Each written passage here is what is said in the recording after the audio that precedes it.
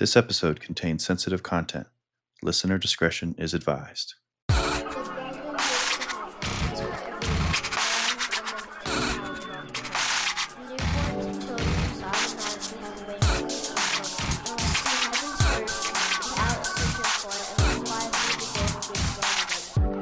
Welcome to the Culture Podcast, where we uncover the hidden mechanics of high control groups, their tactics, and their impact. And we speak with the survivors who broke free. My name is Derek, and I'm your host. My name is Trinity, and I'm also your host. On this podcast, we explore cult life as real people who have lived through the life-changing process of leaving a high control group. All right, welcome back to the podcast. We have another great conversation that we're going to have. Of course, I'm here always with my co-host Trinity. Hello. And I am Derek. Thanks for joining us on another episode and another conversation. I do want to welcome Abby to the podcast. Hello. Welcome, Abby. Hello.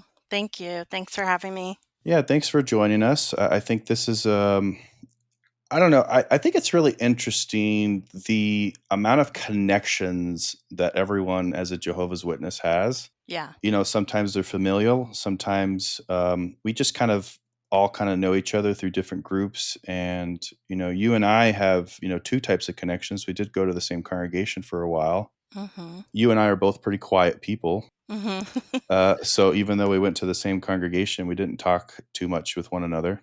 And also, you're related to Sierra, who's been on the podcast. Yeah. How are you related to her?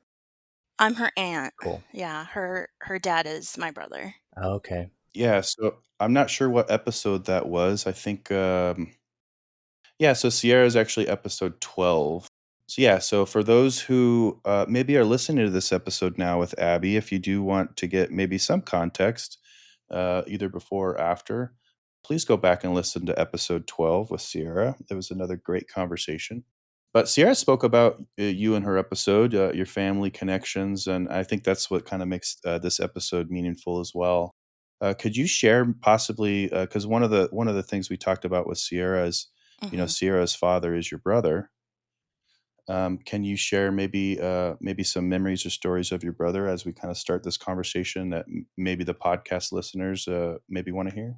Yeah. So, Sierra's dad is my brother. He's one of 5 brothers that I have. And then I have one sister. So we're a pretty big family. He's second to oldest, and I'm second to last. So there was 10 years between us. Growing up, actually, we weren't super close. I mean, I was a little kid and he was like a cool teenager. All the girls liked him. But we got really, really close as adults. It's kind of interesting because we both felt like we were the black sheep of the family, him being the son and me being the daughter. And Sierra kind of mentions that, but that definitely was the case. And so I think we bonded a lot over that, just feeling kind of a little bit more on the rebellious side of our siblings and kind of pushing the boundaries always. Yeah, I feel like there's this innate thing in people that maybe are born in kind of a high control group Hmm. where you're constantly kind of trying to find your identity because the group that we're in Hmm. tells us to be one way, and there's kind of only, in my mind, I don't know if you have a different mindset, Trent, that you kind of only have one rule book, one playbook for how you should operate. And so if internally you feel any slightly different, it's constantly conflicting. Yeah. I know that's how I felt myself, because you have the playbook in front of you telling you how you should be, like Chad. He read the playbook and was like, "Oh, I'm going to min-max this shit and be in Bethel at the age of 20." And I couldn't do that. I just was not built for it. Yeah. But yeah, I totally know what it feels like to see what you should be, realize you're not, and struggle with that and feel outcast. Yeah, definitely. I think both my brother's name's Elijah. I think both Elijah and I think we were born with our personalities set. We were just very strong personalities in different ways.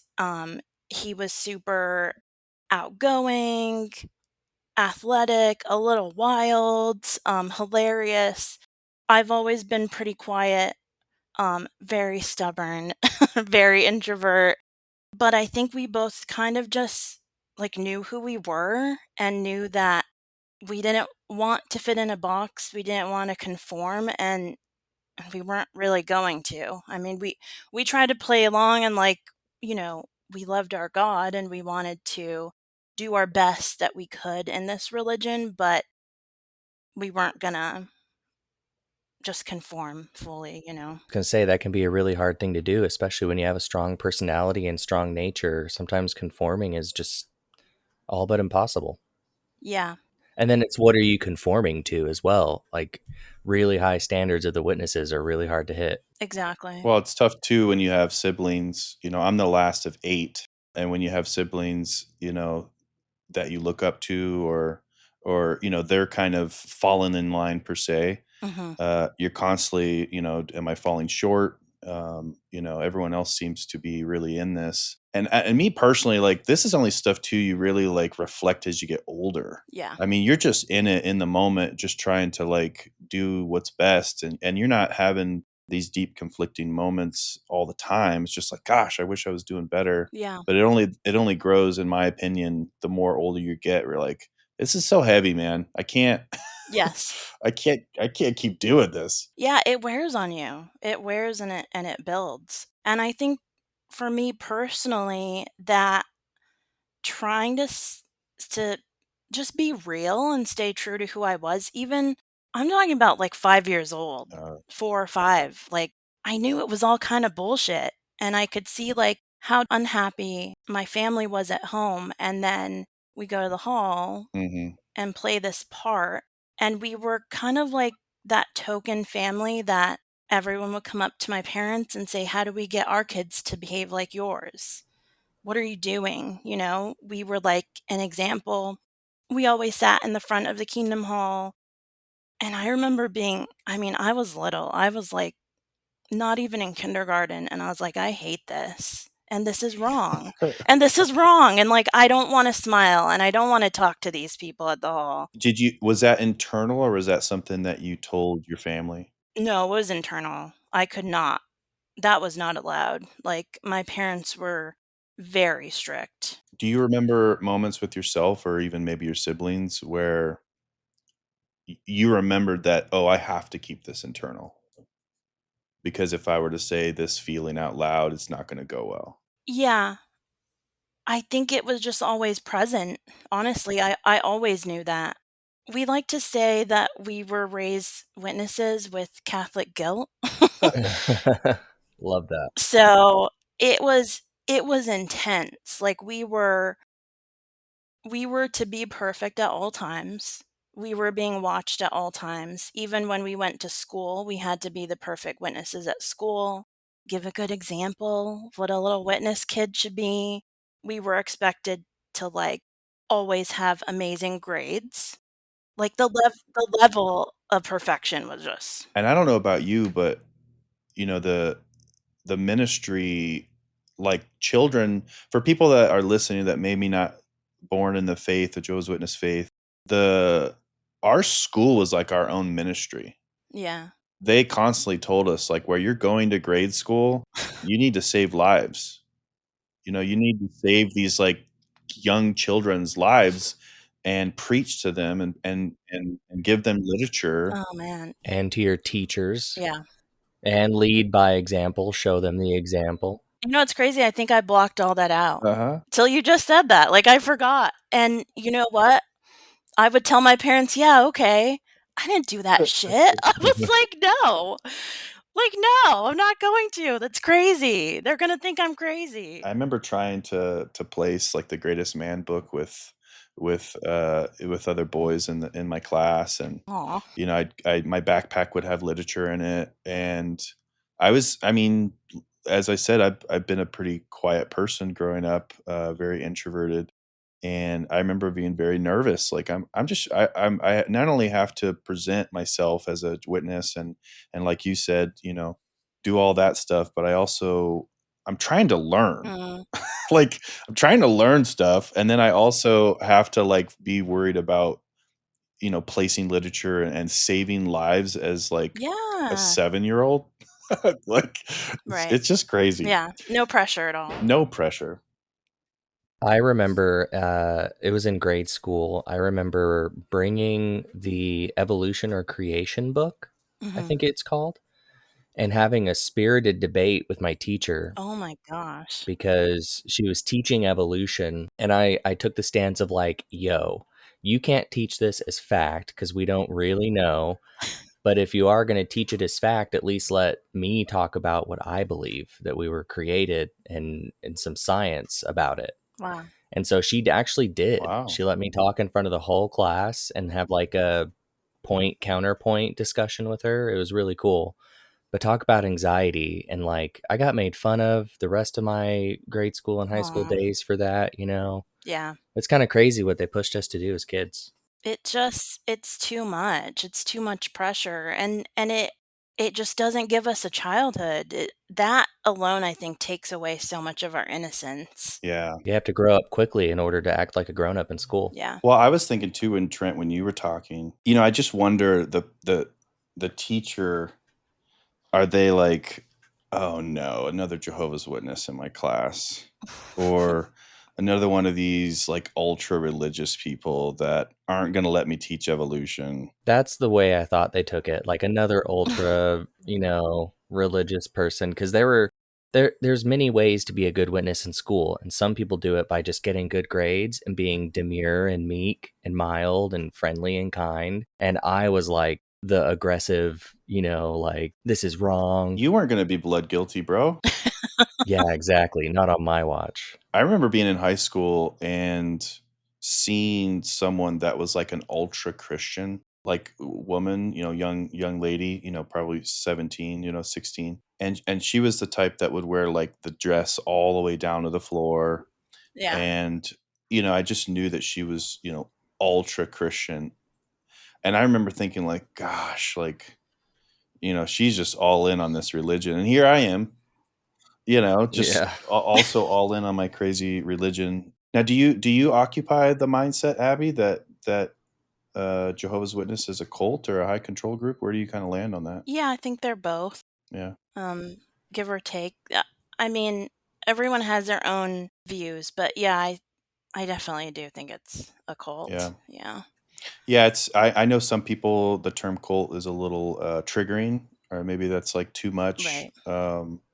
I kind of land on either way sometimes as well. High control group, cult. Yeah. I just know that deep down, we were raised in such a manner where everything was controlled. Yeah. I think of it as a high control group that can get culty real fast and Hmm. has cult tendencies. That's a really good Yeah. way of putting it. Yeah, for sure. Now, as we kind of start, I know you kind of sent over some thoughts my way about stuff to chat about, and I'm really grateful for you wanting to be on here and just kind of be vulnerable and kind of chat about your experience. I know everyone has kind of their genuine, unique experience, and Trent and I often Mhm. talk about the and the highs and lows. It's you can have good moments, you can have bad moments, you can have terrible moments, and they kind of make up that cocktail of your life experience. How are you Mhm. feeling as we kind of begin to kind of publicly kind of talk about some stuff that you've been through growing up?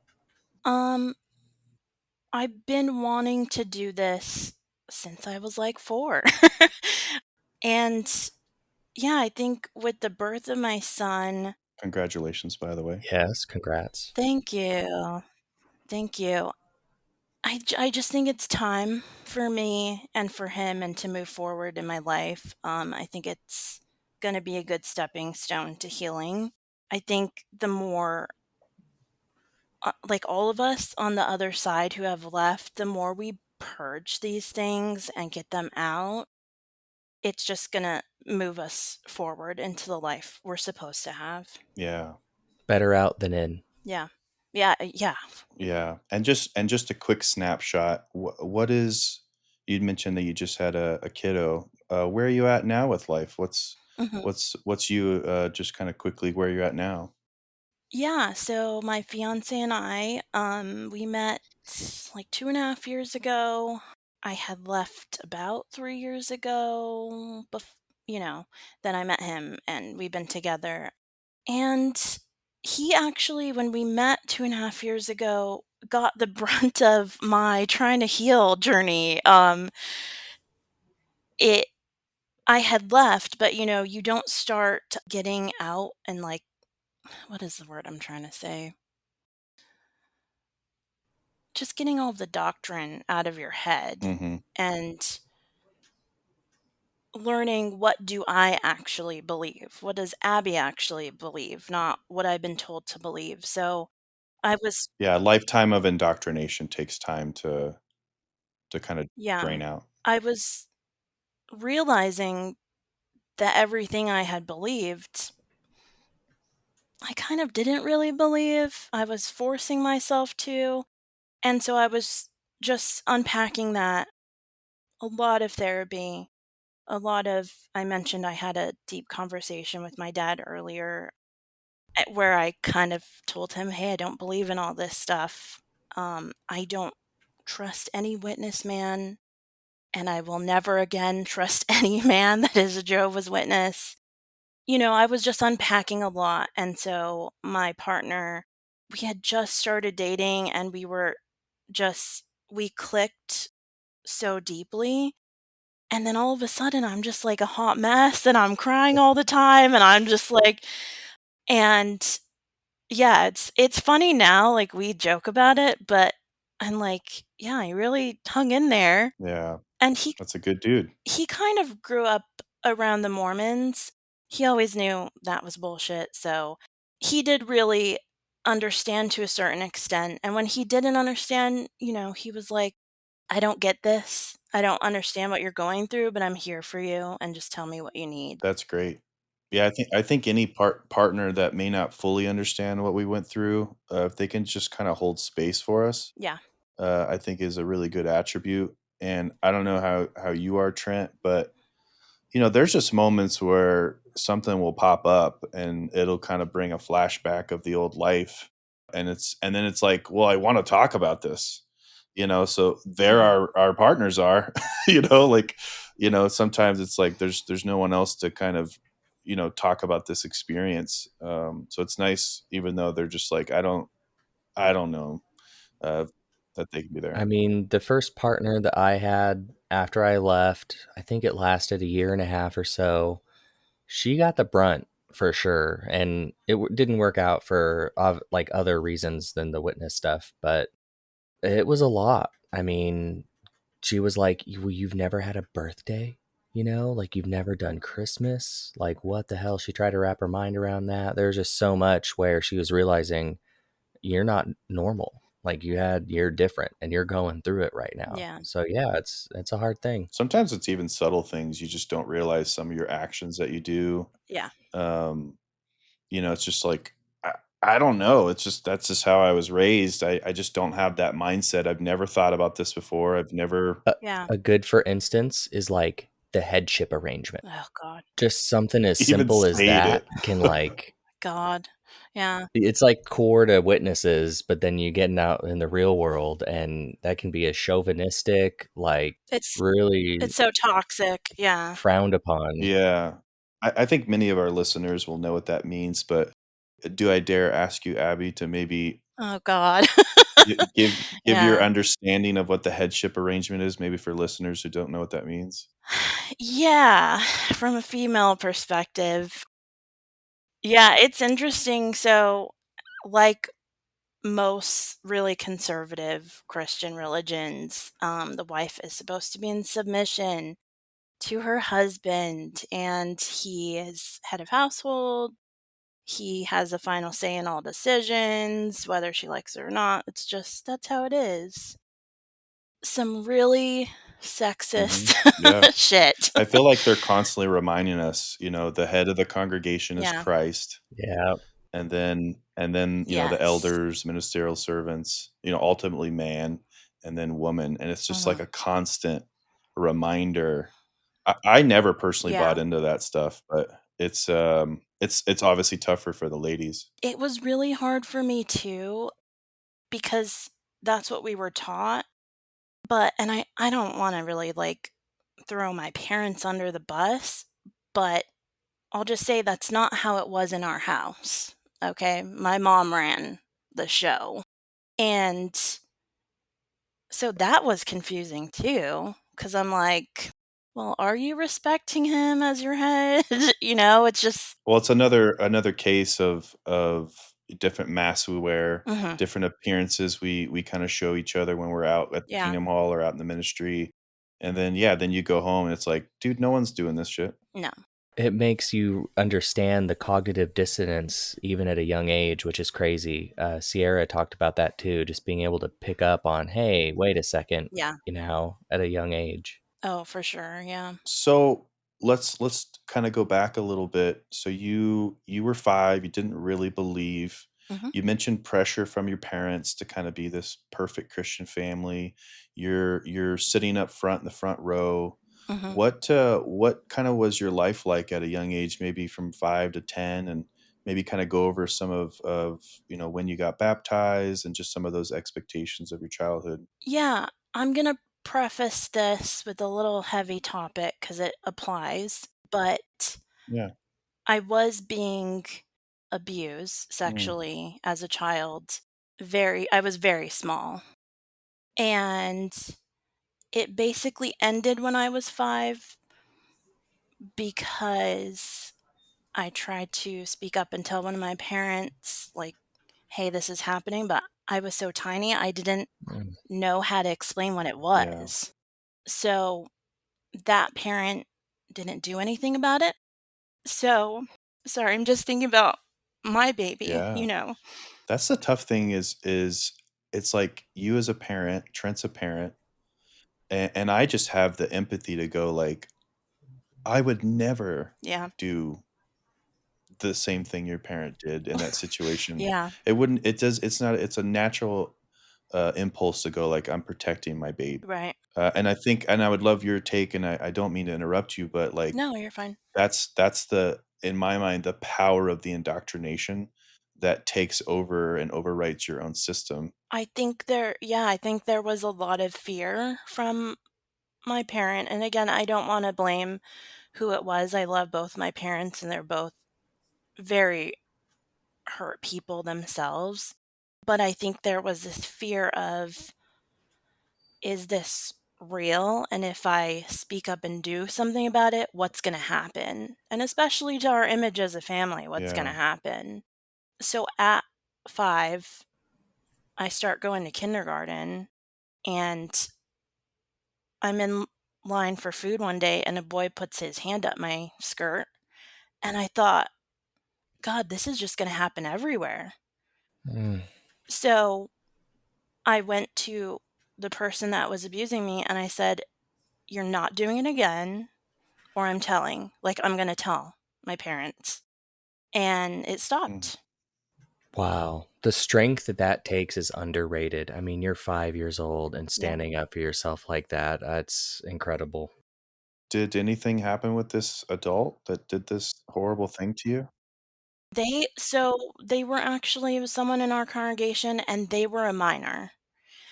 So this happened from the time I was, I don't know, maybe 2, maybe 1, I don't know, till, like, 5, and they were still a minor this whole time. So, no, not really. That's just all you knew, early childhood. Yeah. Um, and at the same time, I was having a lot of emotional issues, obviously, like, Yeah. who wouldn't? I learned later as an adult, like, I was having panic attacks at 3 and 4 because of this, but my family was so dysfunctional, and I think all of them were so just miserable Yeah. about the facade we were putting on that they didn't have time for me, Mm. basically. So there was a lot of emotional neglect and sometimes kind of abuse. I'd be like a tiny little baby having panic attack and I remember like most of my family coming and saying to be quiet and just like stop Mm. crying. Um but looking back now in hindsight, I'm sure all of my siblings were being emotionally neglected to some point and we were all going through different Yeah. things. Me personally, I always go back to like this is how I tell myself, um, through the trauma and through the abuse that I've had. My sister, who's been on the podcast, and everyone, a lot of people in my family that have faced trauma and abuse. It's like it's really mixed, but it's like they were trying their Mhm. best, um, but also like they were never given the tools that we have as well. Uh, and Yeah. now I wonder, in your situation, does it line up with that, or was there some downright malice? No, it lines up with that. Like I said, both of my parents are very they've both been through a lot and they both had really horrific Yeah, childhoods. And so, like so many people in the 70s especially, they were love bombed into this yeah, religion and they thought we're going to have this structure that we didn't have growing up and we're going to raise our kids in it and it's going to be great. And I really I do think they were trying their yeah, best. I do. I've had a lot of therapy for this, so I made my peace with it mostly, but it's hard to talk about, like especially now as a mom. yeah, So why I bring that up in the forefront of like my childhood is because I think when I stopped the abuse at 5, something in me switched. And I think my personality was that was it. Like it was set. I knew I was the only person that was gonna take care of me. I couldn't trust anyone. I couldn't trust my parents to help me. Like, they clearly weren't able. Like, at 5, I yeah. knew, like, there's something wrong with my parents mentally, like, they're not doing what parents should. And, like, I saw kids at school that had, like, really loving, amazing parents that would come on field trips with us. And then I'd look at mine and be like, there's something wrong Yeah. with them. Like, and I don't know what it is because 'cause I'm tiny, but they're not gonna help me, and I have to help myself, basically. And so I think that just, like I already had such a strong personality, but that kinda, like, sealed this very headstrong way of thinking. And like I said earlier, like, I never told my parents this. I never told my siblings this. I hated the Yeah. meetings. I hated the ministry. I hated the school. I liked some of the people at the hall, the friends, the brothers and sisters. I like some of them. I could tell a lot of people were nice, but even as a small child, I didn't trust most of them. Well, no doubt your trust level was pretty broken Yeah. from early on. Yeah, for That's sure. not something that you easily can fix at that age, even if in the best of situations. Mm-mm. No. And you, based on what you're telling us, is you didn't have parents that were capable. Um, and then just to reiterate, they were made aware of this abuse. So, I at 5 kinda just buried it, and then it came back up around Mm, 17. I kind of made myself believe that it had just all been, like, nightmares, Yeah, tell me about it. yeah. and then I started getting older. Your disassociation skills weren't working as well as you'd hoped. No, they never really were. I was like, "Yeah, that was just a dream. That didn't Yeah, really happen," and then, the teenage years are just terrible. I don't know how any of us, like, made it through being a teenager and being a witness, like so, yeah, 17 came and I was like, "Oh, shit, no, that really happened," and, like, I have to tell someone. So, at that time, my parents had been split up for a few years. I told my mom, my siblings. I wasn't speaking to my dad at the time. And then I got to go to the elders and tell that's them. a great experience, no doubt. Yeah. Um, I mean, thankfully I was so little I don't remember too much, so I didn't have to give them all the nasty details they Yeah, love. But I will say in fairness, I think they handled it better than other instances of people I Yeah. hear them having to go talk to the elders about abuse. They tried to be really comforting. They tried to, tell me it wasn't my fault. Actually, something they said was, I don't know how I got so lucky, but they were really nice about it. And they said, like, even if, and this is terrible to say, but even if at some point it was like enjoyable, that wasn't my fault. How would a 5-year-old even have the I don't capability know. to enjoy something like that? I think they were trying, like, so hard to make me feel better, but it was just like, "Okay, cool. I already know that. I already know it wasn't my fault. Like, you didn't have to I say feel that." like the witnesses always say so much. Yeah, Like when we talk about this, it's like they're getting into such detail. They have such, cringy things to say, even if it's well intentioned. Th They're not even given the tool set to deal with any of this stuff. exactly. They are just barraged with all of these horrible things. You know, I've my dad was an elder. There are many times he would just be heavily weighed down, because he has these elder meetings and all these problems that ones in the congregation are having. It's like, dude, my dad does construction.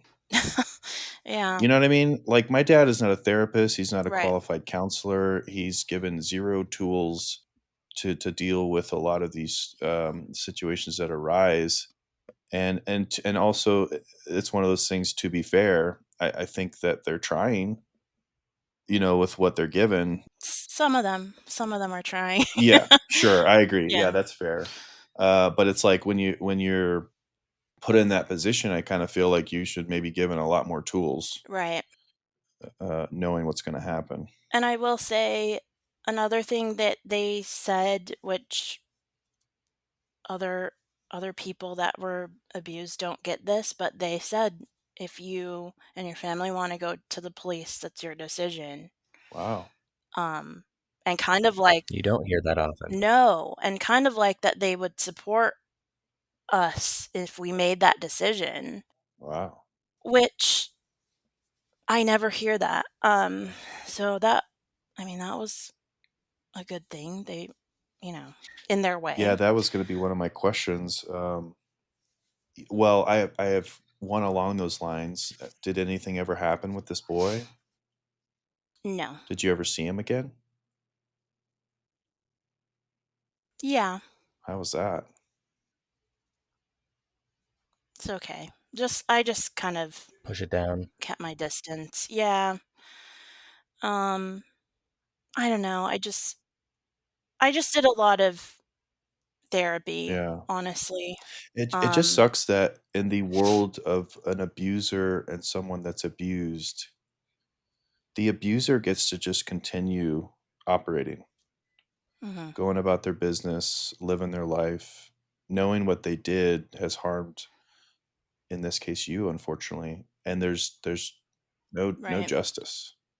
Yeah. And my other thing was, and we've talked about this before, this is the weird wiring that witnesses have, and maybe other people in high control groups. I mean, you're 17, you have this epiphany that, oh my gosh, I got to talk to someone. And you go to the elders. Mm. Well, no, my mom told me to go to the elders.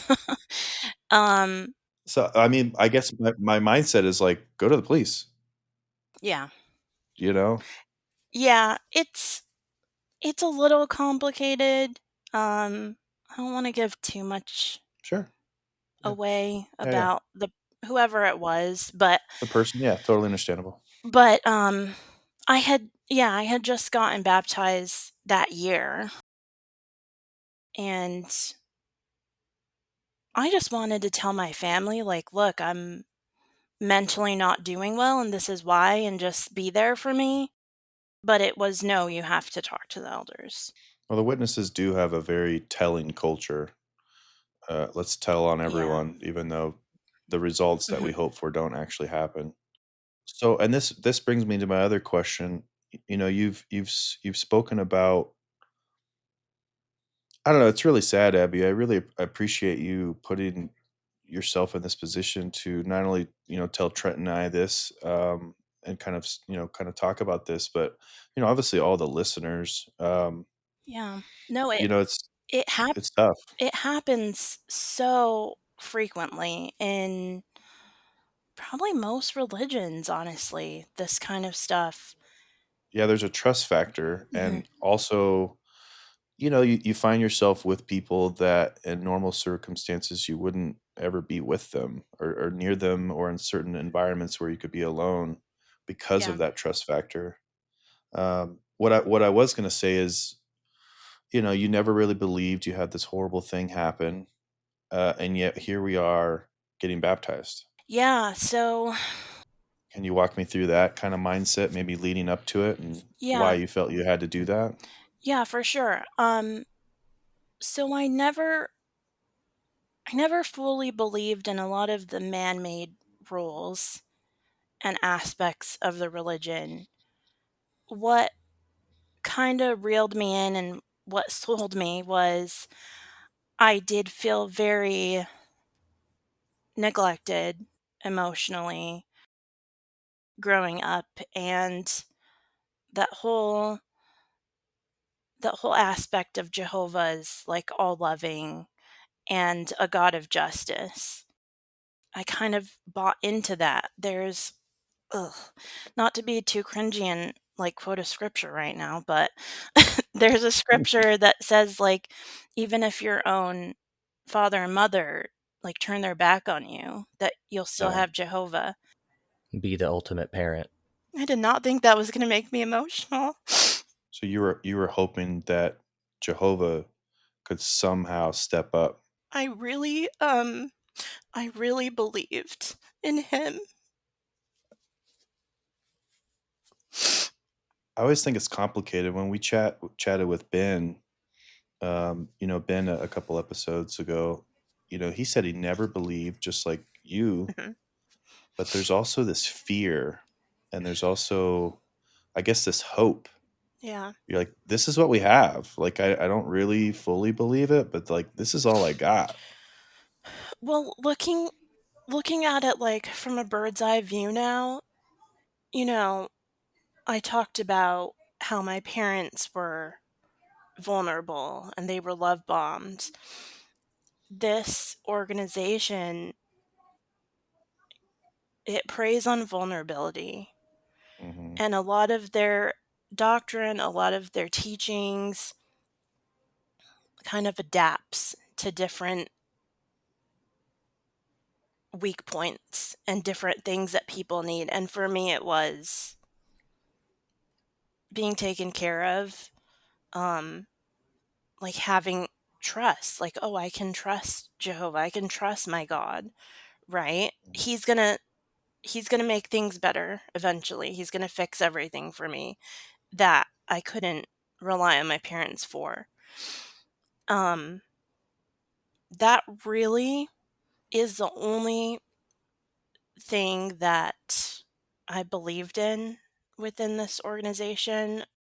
I wanted to believe, like, that we'll see our dead loved ones again in the paradise, but I don't think I ever really did. I wanted to. Like, that'd be great, but it always felt like a fairy tale to me. If you're willing, what were the feelings you just felt just a moment ago? If you were able to somehow encapsulate those. I just think, grief of this child, this young woman, this teenage girl that I put all my hope into that, and, I don't think I've ever, like, talked about it till now. Yeah. I've known it for a few years, like, that God that they sold to me is not there. I would it be awesome if he was? Yeah, but I just I just don't think he is, and if he is, I'm gonna need proof, you know? That's kind of the point in my life that I'm at, like, I don't want words anymore. I don't want promises. Like, I need actions. Yeah, I totally agree. I would love nothing other than to be fully surprised Yeah, and somehow, shown something to right? be like, I can find this hope, that's real. I've just nothing's been presented me to at this point that's real. It's all just man-made. Yeah, Um, and you make me think of, um, gosh, like it's so complicated, it's complex, the grief that we have. yeah.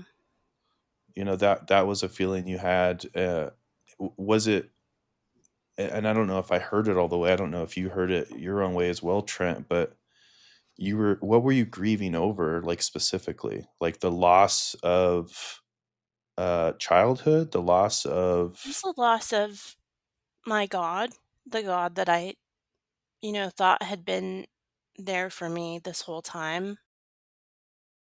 And, maybe I needed that belief to get me through the abuse Yeah, in the childhood. And maybe that served me for a while until it didn't. But just, yeah, just the loss of God in general, yeah. the loss of Jehovah, the loss of Do you have some fear? Because I know, like, in terms of, you just like Trent and I grew up, we knew what happened when we die.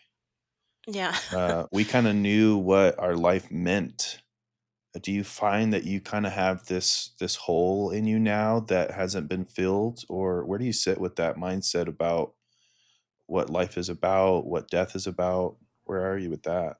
I think I'm still kind of in transit with that. I think that a couple years ago, I would think about it and I'd get really afraid. Like, Yeah, oh, like we really don't know. Like, we don't know anything.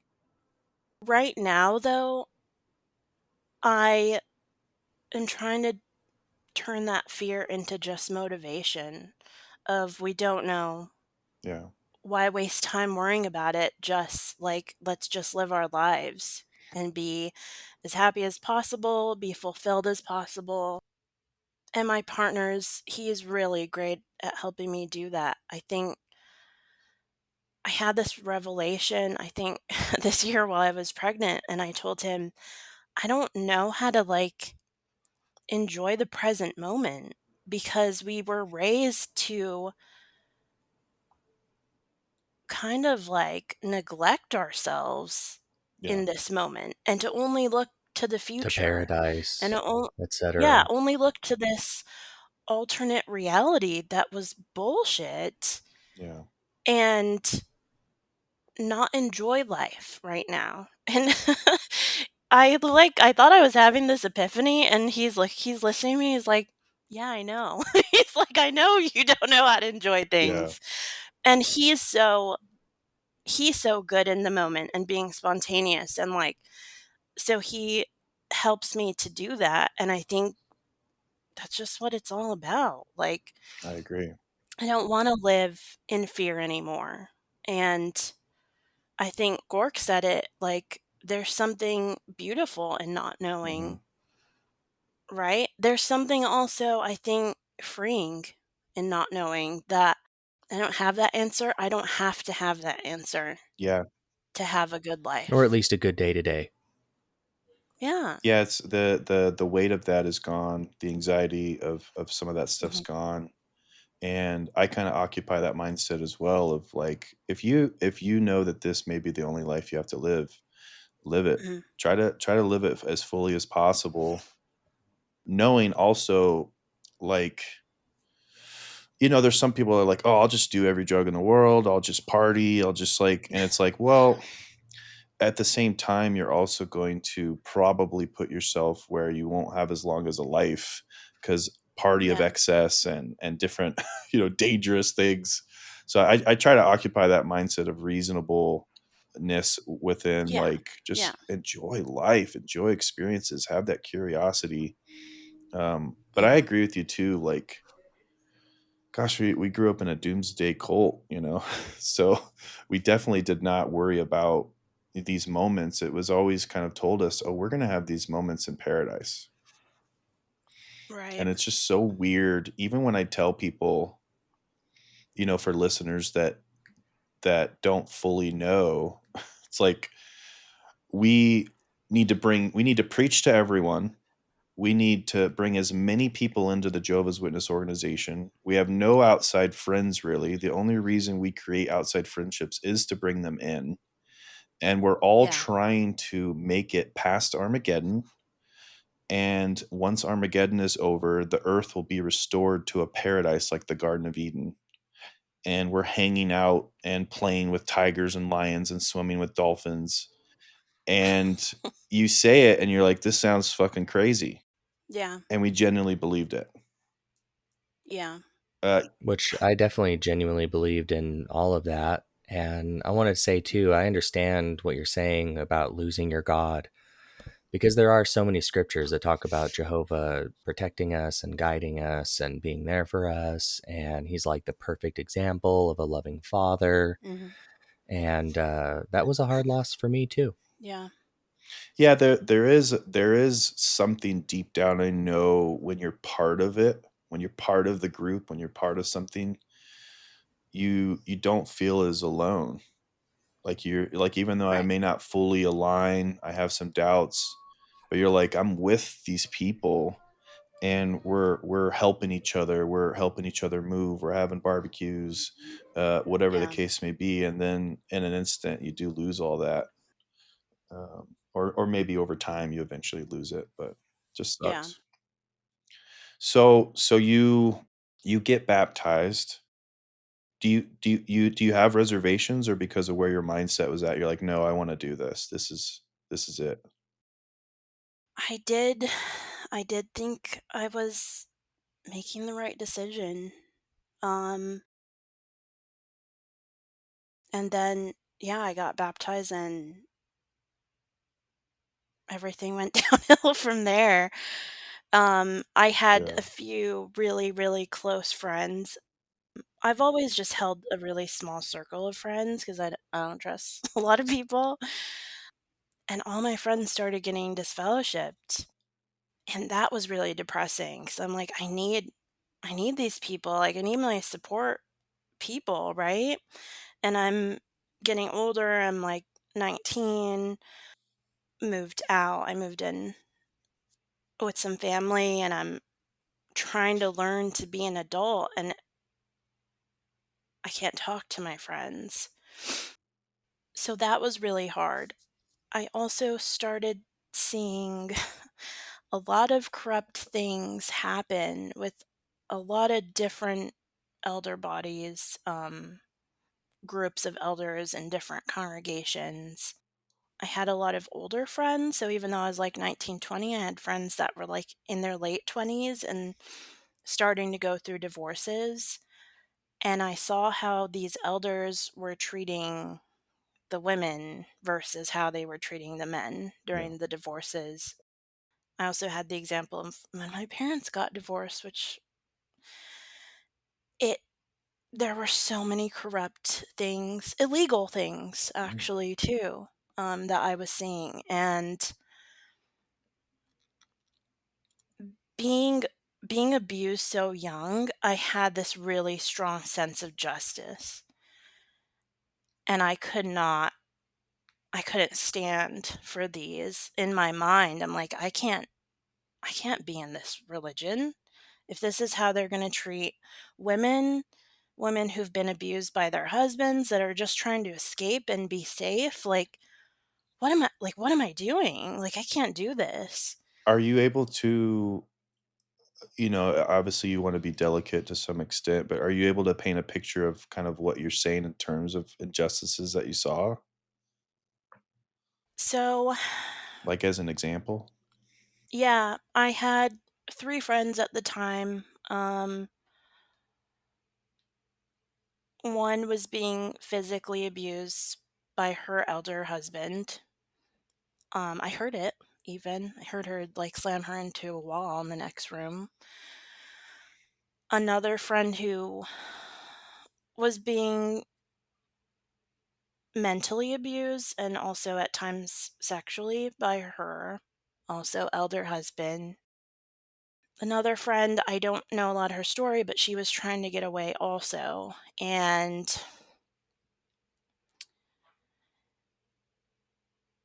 with each of these examples, the system was set up to blame the wife and protect the man and protect the man's image. One thing that happened was the husband that was being really physically abusive, took he found her diary and he took it to the elders and they read it without her knowledge and they disfellowshipped her over information that was in her private property. Wow. I've never heard of something like that before. Yeah, me either. That's crazy. Yeah. And to deal with that at 19, and she tried to take her life. Um and I actually found her letter that she left at 19 and I'm just like, I don't know how much more I can take. I mean, I had had a couple divorces also in my family that just weird rules. And I don't know if you guys have heard of any like weird rules that they make up when people are getting divorced, but like with my parents, for example, my dad left. He couldn't do it anymore and he left. And I think he might have got reproved or something, but he couldn't get remarried until my mom wrote a letter that he was free. She had to release him to be free. Yeah, I actually, forgive me for interrupting. I actually, having been married and divorced, have been in that situation. Oh, okay. I talk about this on the episode, I believe, with Erica that hasn't come out yet when we're recording, but should already be out by the time Hmm. this episode we're on releases. I'm sure that you also know. Do you know about Gil Garcia? Yeah. Yeah, yeah, great speaker. Well Yeah. beloved, but Gil would never let me go. He would never Mm. let me be scripturally free. My ex at the time, I was legally divorced, but listeners don't understand this crazy religion. You have to also be scripturally divorced, uh, Yes. and he just would not release me. I tried everything for a year, finally I was released when I went to another elder, and I Yeah. and I talked with him, and the other elder in Moon Valley was like, "What are you talking about?" Like, I thought I was dealing with an elder body, and it was just Yeah. a rogue elder that just he wanted to Yeah. use me in the service. I mean, the power trips Mhm. that these men go through, like, I guess it's because, they're being controlled their whole lives that once they get a little taste of that card, that power card, they go nuts. I think it takes a great person, man or woman, to be in a leadership position and not be power hungry. I think, Yeah. unfortunately, it is built into us. Yes. You may start out with good intentions, but eventually it does corrupt. And it's horrible because I'm sure that some of these men growing up were like, "I want to lead the flock," and then they Yeah. just get into the system, and whatever little ego is in them just keeps growing, and the control power that they love. Yeah. The hierarchy gives each person a small amount of power, and so it's like with the women, you control the kids. With the husband, you control the wife and kids. Right. With the ministerial servants, you're, uplifted to a higher position. With the elders, you definitely control the whole congregation. And Yeah. then the elder body is controlling all the individual elders along with the CO. And then the CO is being, you know, told what to do by Bethel, etc.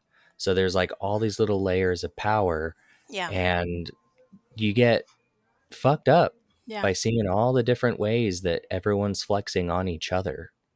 It's disgusting. And then just one more example I don't want to forget.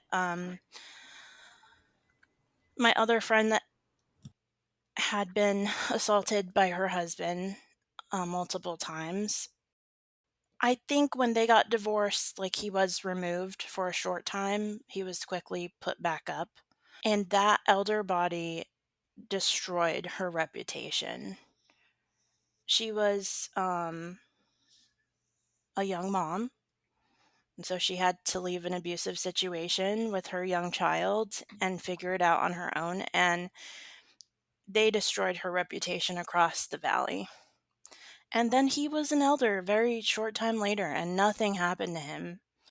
So all this happened when I was about 19. And at 20, I left the JWs for the first time and I married a disfellowship person. And it was the scandal of the century, let me tell you. Did anybody expect that? My family kind of knew it was coming. This this guy, he had been good friends of some of my brothers growing up, and he was my first love. And he had been disfellowship for a while. Sorry, ex JW lingo, DF'd. But Yeah. he had been excommunicated for a while, and my family had kind of figured out that we were still in touch, and we kept talking, and I started telling him about my friends, and, like, I was scared, and I he he knew my family so well, and he knew everything I had been through, and he was really worried about me. And so one day I emailed him. God, I'm showing my age. This was a long time ago. I emailed him and said, "Hey, I'm saying goodbye because, like, I'm done. I can't do this. These men are so hypocritical, and I'm just gonna go live with this guy I work with. So bye." And he figured out, like, how to get my current phone number and called me and basically got me to not run away. It turned out that the guy I was gonna go stay with that I worked with was most likely a drug dealer, so that was probably good that he did that. And then, he just tried to be there for me as much as possible to support me during that time in my life. And then my family, like, caught us that we were, like, sneaking around and hanging out. And I I just, like, ran away. Yeah. So you left for good 3 years ago, but at what age did you marry this disfellowship man? I was just about to turn 21, so this was 17 years ago. Okay, cool. Yeah. And the classic, of course, young Jehovah's Witness wedding. Yeah. I think about it now, um, and if I hear anyone that's like 17, 19, Mhm. 20, 21, and they're like, I'm getting married, I immediately go like, what religion are you? Yeah. You know, And because and you know what's crazy is, like, I never wanted to get married that young. I did it because obviously I loved him. Also, so another long story, but he was very sick. About 5 years before that, he had had a brain tumor removed that just fucked him up, health-wise. He had a lot of health issues. They told him, like, "You're gonna live 9 months, like, go enjoy life." So, I'm like, "I love this person. I hate this religion. My family's disowning me. He might die any second. mm, I'm gonna go be with him." yeah, Like, that's it. So that was the first time I left. And that was that was hard, being disowned. My family treated me like I was disfellowshipped because to them I was. And if it what's ironic is if it wasn't for my husband at that time trying to get reinstated and come back into the religion, I wouldn't have come back. So my family, like, hated him, and even when he was reinstated, they really wouldn't talk to him until he ultimately passed. But if it wasn't for him, I would not have come back to the witnesses, I don't think. I remember having some time away too in my 20s, and it's hard to play the what if game, you know? But it's like, gosh, what if I wouldn't have gone back? I was inactive for some time. Um, and I don't regret anything, but yeah, it is interesting. Like, if your husband at that time would have just maybe had a different mindset of like, let's just enjoy life, the whatever life we can find until the end. Yeah, yeah, you may have had a completely different life trajectory as you got older. Yeah, it's true. I think what's crazy is I think I was supposed to go back. And I think that um I needed that false security blanket of that I was going to see him again in order to get through that. Like the promise of paradise. Yeah. Because if I hadn't have had that when he died, I would not be here right now. Mm, So, I mean, it helped. For what it's worth, it helped during that time. But yeah. yeah, Can you talk a little bit about that time? Like, uh, married at 21, you had what, 3 years together? 3 years. Yeah, we were married 3 years. He is an amazing person, a great husband. He also didn't believe in the headship arrangement. So, he was the same as me. He loved Jehovah, he loved God. He knew the man-made rules were bullshit. So we were on the same page, and like I said, he knew everything. We kind of grew up together, but it got really hard the last the last half of our marriage because he got really sick. And I'm a strong-willed person and I thought, "Oh, I can handle this." And I could not handle it. It was to watch like the love of your life dying, especially so young, is I don't wish it on anyone. And just Because you were in your early 20s. yeah, I was 23, 24 when he died.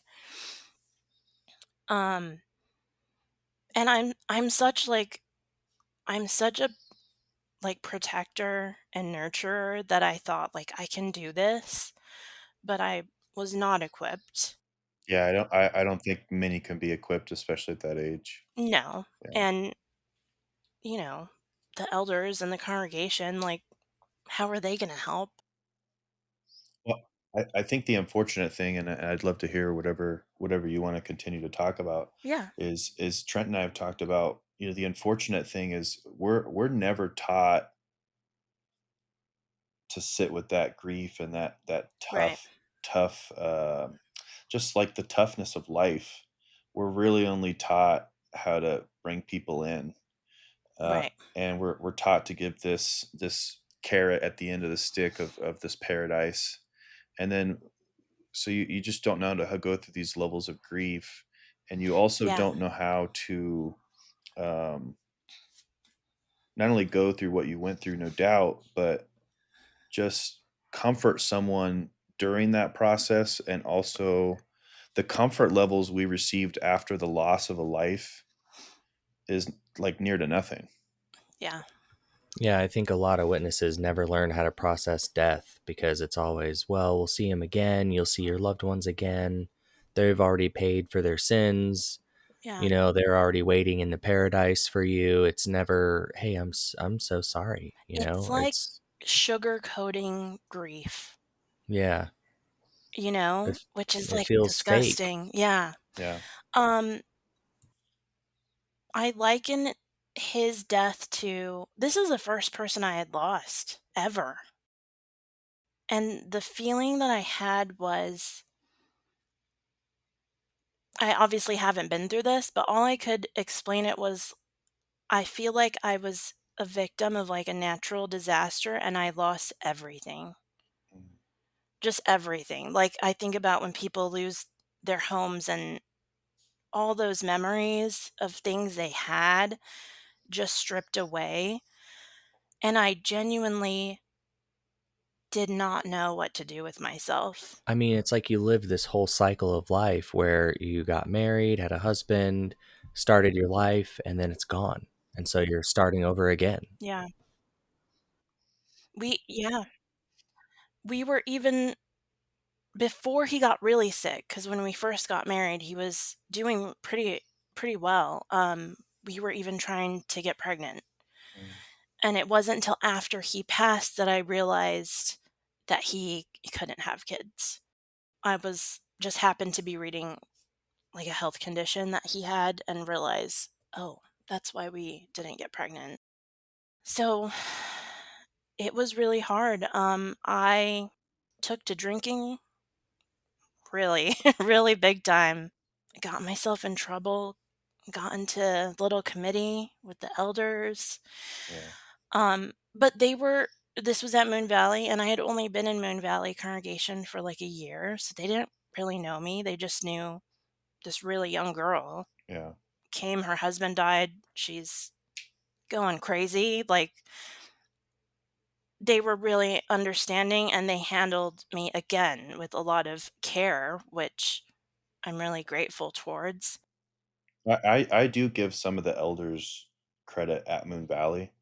Yeah. Some of them, not all of them. Some of them back in the day, Yeah, yeah. not currently, really. They were some of the best people.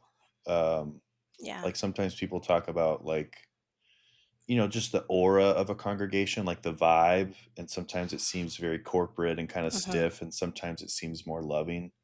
Those are some of the best elders I had that helped kind of create that culture there. It didn't last Yeah, forever, and it wasn't all of right. them, but yeah. Yeah, I'm thankful for those elders that there are some that are really doing it and they're really trying to help Mhm. shepherd the flock, as they would say. They're really trying to be good Yeah. men of God and Christian men. I wouldn't be surprised if some of them had their own doubts Yeah. or possibly were PMO, Mhm. without maybe even realizing what that term is, for those that are listening physically and mentally out. But yeah, so you're there, and that's kind of when I know of you, you know, being there, but and kind of seeing you from a distance go through that grief. Um, Were you there at that time? I was, yeah, Wow, that yeah, was a long time ago. that was a long time ago. Yes, um, Yeah, so yeah, and you saw me, like, I always sat in the back. I always wanted to watch everyone. I didn't really talk to a lot of people. I always left right after the meeting if I yeah, could. I was never on the school. I don't know how I got away with that.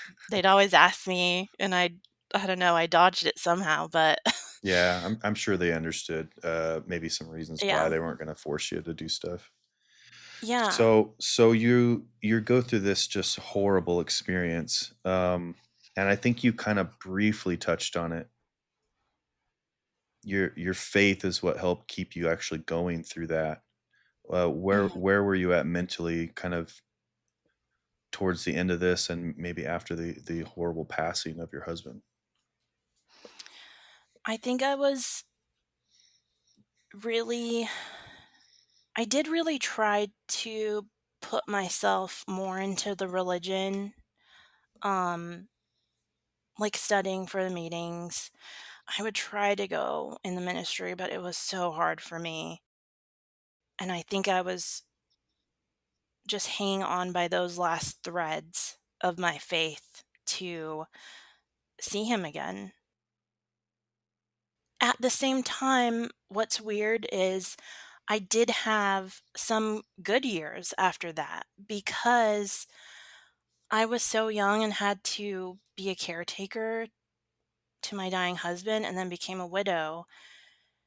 And I realized I didn't get to be a young person. I didn't get to like enjoy myself. So after a while, started dating a little bit, just started to try to make friends and be social. And I had like a few good friends that were really outgoing, so I'd go all around the valley and meet different people and just try to enjoy my life a little bit after like the darkness I had been in for a few years. Did you get adopted by some extroverts? Yeah, I also partied too hard and had some more committees. Mm. But, I lucked my way out of those too, but yeah, I I don't think know, I the just introverts do enjoy alcohol because it yeah, does kinda help, in these social environments, you know? and I just was like, you know, I get a chance to, like, enjoy my life a little bit now, and it's sad because thinking that way as a witness isn't really allowed, like but it was really heavy and it was really dark the last part of my marriage, and I just wanted to, like, be a young person and, Yeah. like, feel normal. Yeah, you went through a lot, and I think the tough thing I imagine, and I would like to hear your mindset. Yeah. You know, I could go, like, deep down. There's a selfishness in me that's like, "Man, I just wanna have fun." You know, I'm Mhm. young. I've been through this horrible tragedy and, years spent with this person I love, but, it's selfish to say it out loud, but I'm sure it's an easy thought to go like, "Okay, it's finally over." Um, Yeah. and I wanna live. Yeah, and I think at the beginning, I was avoiding the grief, Mhm. and then it turned into, like, "Hey, like, I kind of have a second chance." Yeah, Even though that sounds awful, like, it doesn't sound very good, but I have a chance to, like, be happy yeah, because while I loved him so much and so deeply, I wasn't happy married. yeah. It it was it was hell. I'm a really firm believer in, like, multiple realities can exist at once. Yeah, You can love a person and be there for them and fight there for them, and do all these things and be true to your heart and your intent, while also just having a level of like, I'm exhausted and I'm tired, and there's yeah, moments where I'm miserable and unhappy, and it's like all of those make up what it is to kind of have all these thoughts in your brain, but not easy. right. So you finally get out. You're enjoying Yeah, life. You're partying it up. Uh, but while still a witness. did you And have? I find Trent kind of said it, but did you find your extrovert? But I find we find ways to find people to party with that make it seem okay. You find like yeah. safe people. Oh, yeah, for Like sure. they're kind of witnesses or the infamous they're cousins or related. They're Yeah. Did you find these were the people you kind of sought out at this time? Yeah, I had a few, witness friends that were guys. I've always had more guy friends because I grew up with a bunch of boys. And, like, we go to parties, witness parties all around the valley, and I knew, like, I was safe with them. They were gonna keep an eye out on me. Yeah, I did have some really fun times and made some good friends. My best friend that I made during that time, she's out now too. And, we've been through a lot together and, like, I know it'd be a lifelong friendship like you guys. How long Um, has she been out? she faded probably about 10-ish years ago. So before you, She did it much better than I did. She she genuinely faded, before it was called fading, I bet. yeah. And she'll still, like she will if her family wants her to meet up with them at the convention, like, she will. I can't I'm a do it. little bit I'm a little bit too more extreme. I've always been like, once I make up my mind, like, that's it. Yeah. Like, no. So, yeah, we left a little bit differently, but But you guys are still friends. yeah, So how is it? How is the relationship now versus how it was when you guys were in? honestly, it's exactly the same. We had to have some we had to have some hard conversations. I think trying to think of the timeline here. When I lost my brother, Elijah, that we spoke about, he died from COVID the beginning of 2021. And then coincidentally, she lost her mom a month later. Mm. Um, and I think we had some bigger conversations just about leaving. I had to apologize to her because while I never completely shunned her, I did pull back from her when she was leaving. But at the same time, I was just remarrying a very abusive, mentally, emotionally abusive person. Um, so I was going through it. I had just married this witness man who I thought was my best friend, and he was a monster. And I was really angry at God for letting me marry him. um, and then at the same time, my best friend, who I needed, right? She is leaving quietly, and she's marrying someone who's not a witness. Um, so I kind of detached from her at that point. I was gonna say, no doubt, some echoes of when you were young and your friends were getting disfellowshipped and leaving. Yeah, Um, a lot of that time when I remarried was a lot of the same abuse of my childhood. One of my parents was very emotionally abusive, and I married someone just like them. I think And I there's a sense of comfort sometimes. It's like that's what you know. It's unfortunately the more you kind of learn about these things and go to yeah, therapy, yeah, our nervous system enjoys what it's always known. yeah, it's And attracted to it, yeah. yeah, and unfortunately, your life story. It's It's a it's lot. it's well, It's a it's lot. hard to rewire yourself to Mhm, enjoy, a different way of looking at things or a different life. yeah. So this was all about 2016 when I got remarried. Bestie was leaving.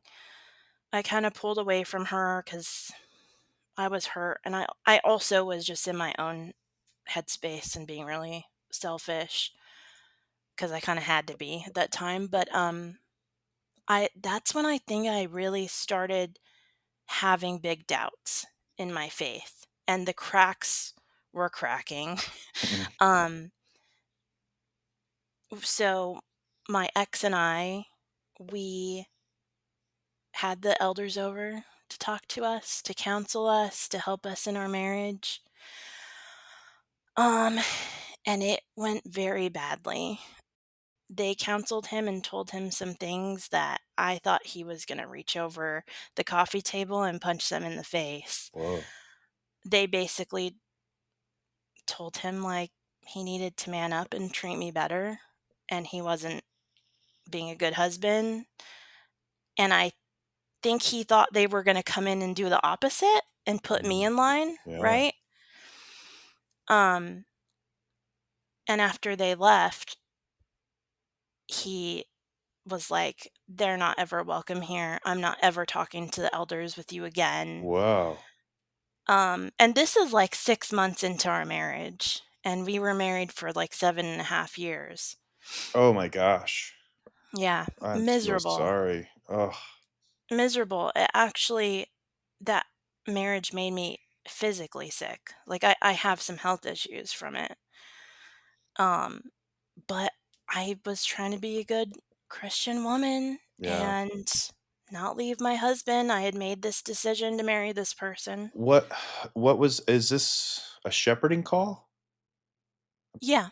I forgot the term for a moment. Well, Or yeah, was we this something you're like, "Hey, we need them to come over." no, we asked them. I asked them like, "Hey, we're struggling and can you just come over and like help us get on the same page, basically.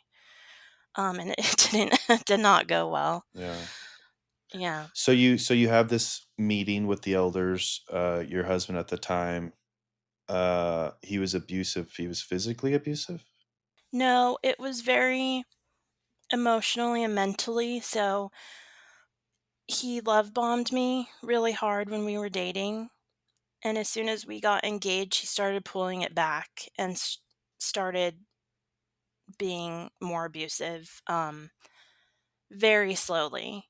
Then once we were married, for anyone listening that's not been a witness, you can't live together before you're married because you can't have sex before you're married. So once we were married and lived together, it was like, no, I'm actually like a dick who hates women and you're stuck with me.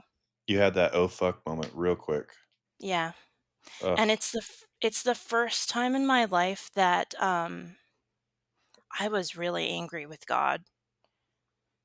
Like, I had tried so hard to find your marriage mate in this organization, and they need to be a witness, and I tried so hard to find a good partner and, like, trusted Jehovah that he would help me do that, and then this is the fucker I get stuck with, you know? Yeah, I mean, you said it, there's an unfortunate thing about, the system of courtship and, Mhm. you can't really spend time with them alone. Obviously don't live with them beforehand. Yeah. It's the system's kind of designed where, yeah, you have a very quick courtship, and then you're like, oh, we're married, and now we'll figure it out. Yeah. And it's brutal, and It's set up to fail, it's definitely set really. up to fail. And Because how can you be successful? Yeah. I mean, when you never live with someone, you don't get to. I mean, you Yeah. can't even, as a witness, when you're courting, I don't even think you can be in the same house alone together. It's not like you can even try it on, Right. make some dinner together. If you're gonna do that, you need to have people over, like Mhm. chaperones, Yeah. and no one's gonna be their true self No. around a bunch of other people who are keeping an eye on you to make sure you're acting right. well, Exactly. well, one thing I thought of too when you said that, as to why you, well, I want your opinion for sure, but my Mhm. take is, they talk about, Holy Spirit being around everything. You have the wedding talk, the marriage talk, and this threefold cord. Ugh, yeah. And yeah, I had to say it. I know it can be triggering for some, but they just, it's intertwined. Mhm. So God is a part of this marriage, and then it's like it doesn't seem that way. No, So absolutely not. is that some of the mindset why you were so upset at God, in addition to your partner? Yeah, I think, like, there came a point in my adult life where I was in between being widowed and in between getting married. I was trying to look for a partner that was a witness, obviously, and I wasn't doing a very good job of it. Kept dating a lot of assholes, and, I had this big, like, revelation, prayerful moment where I was praying and talking to God and just saying, like, please help me find someone. Like, I'm gonna let you take the wheel here. I'm gonna let you bring someone to me. I'm not gonna force it because I don't know how to pick men, right? And that's what I thought had happened Mm, in this instance. We became really good friends. I actually was trying to set him up with my best friend, and she was not interested. And then we kind of started liking each other. In hindsight, I think I really think I forced myself to like him a little bit because there's a really hard truth about dating as a witness. There's not a lot of options. And we were such good friends, and I knew he was starting to like me. and he was so kind, he was so nice to everyone, everyone loved him that I'm like, "Well, yeah, I should like him, like, he's a good guy, and this is probably who Jehovah's sending my way." Mm, Um, so I kinda gaslit myself a little bit, mm, honestly.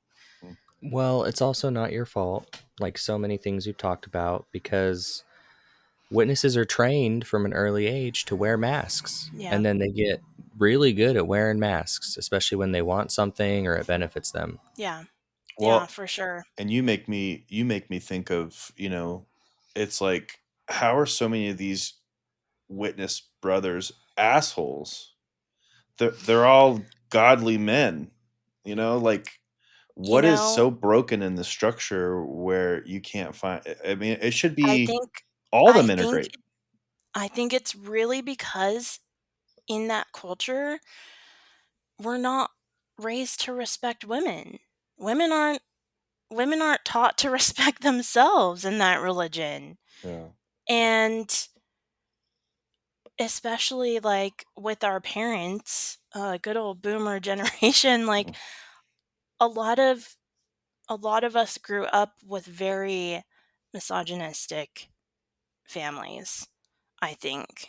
Um and I think there's just a lot of underlying things to this religion that are very harmful to women yeah. in general, to all of us, but, And I think in addition, your agency from an early age is taken. mhm, So if you're in an environment where your mother and father guided you and trained you to be your true authentic self, and to remind you to stick up for yourself and have this agency over your body and your actions, yeah, we wouldn't, and even men, obviously in this context we're talking about you and women, but it's just like you're never, you're always taught to be submissive. You're always taught, like, oh, I need to, I guess I'm doing wrong, like, and that's, it never allows you to trigger to go like, no, I'm not. yeah, no, for sure, I think that's like, I joke about having to talk to the elders, like, when I was drinking too much or partying or fooling around with someone, I joke about it, but then I would talk to, like, friends and guy friends and like, "Oh, yeah, I did that, I didn't go to the elders." Yeah, I just think I don't know, I would look at my guy friends and think, "Man, do you just, like can you just get away with more because 'cause you're a guy?" Or, like, your conscience doesn't bother you because 'cause you're a guy? Or, like I think it's the conscience part because there's also a lot of brothers or ex brothers we've had on that have definitely told on themselves. Yeah, oh, I okay. I, I personally, uh I believe it's a, I think more so for the women. But I do think, like, some people genuinely believe, and so they tell on themselves. Mhm. And some people go like, "Oh, I'll just work the system." I believe, but I also know that I can work the system and omit things and hide things. And I think there's an Yeah, additional layer of people that do that, and they also live with the shame and the guilt and the fear that they right. won't make it to paradise.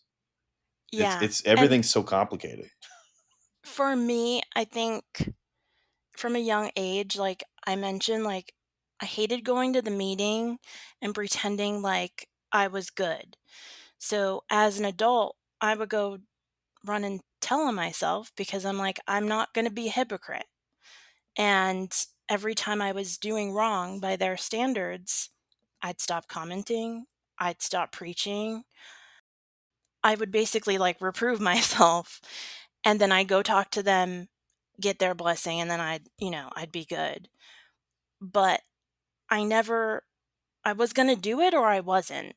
And if I was doing something that I thought was wrong, I was, not going to pretend like the I was the perfect witness. It's a vicious cycle. Yeah, but how did we get on that? We were somewhere else, I think. Well, that's Uh the fun thing about conversations, is yeah, right? they're gonna go whatever way they want to go. Yeah. So you are married to this horrible person, this jackass, this asshole. He's very abusive with you verbally. Um, And I guess it's across the board, belittling you, kind of, putting you in your place. Yeah, just I was just never good enough. I was told one time I was not a good wife because I didn't make as much money as him. A white man that went to college is telling a Latina girl who didn't go to college this. It's like, okay, like what? That is Um, wild. so the cracks really they were widening because I all I've ever really wanted in life was just to have a family. That's it, you know? It's not much. And so I was trying to do it as a witness and do all the right things and play the part. And this is what I was stuck with. And he's not willing to go to the elders again. I can't get help from them. And it just yeah, it was bad. It was very bad. He left me a couple times. I begged, begged him to stay together, to keep our marriage together. Um, and that's just so hurtful because I was literally begging my abuser to keep abusing me because because I was trying to be a good witness. It's sick. Like it's so sick. Yeah, I really try to give grace to like manipulation, wiring. Um, sometimes in those moments, I mean, you have a hope. You just I think the most unfortunate thing about the older I get in my understanding is just like how many chapters there are in our lives where Mhm, it's hard knocks, it's hard lessons learned. mhm. And all I do is hope that, through my own tough experiences, it's like, okay, I'm not doing that shit again, Right. and but it is horrible. It's like, yes, he's an abuser. It's just like a Stockholm syndrome, Yeah. where I got to go back to my abuser. And no doubt, you're hoping for that. We've said it in the past, Trent. I think we all hope that we could be the picture in the watchtower, Yeah. of this perfect family, doing these Bible studies and just being the great example. And it's just like behind these closed doors, it just more and more you see, it's just not happening. So and what I think about you, Abby, is even just through talking, gosh, you've had many chapters, some dark, dark chapters. So this dark chapter that you're in, can you kind of walk us through getting out of this horrible time of your Yeah. life? So it was when my brother passed um from COVID beginning 21 and I was noticing a pattern in my jobs that I was just getting kind of taken advantage of. And so I started working on boundaries, and that just opened a huge door mentally. It's weird how boundaries never showed up in like any of our literature. Yeah. You know, Right? the witnesses never taught us Yeah, boundaries. that's one thing they definitely don't teach. Yeah.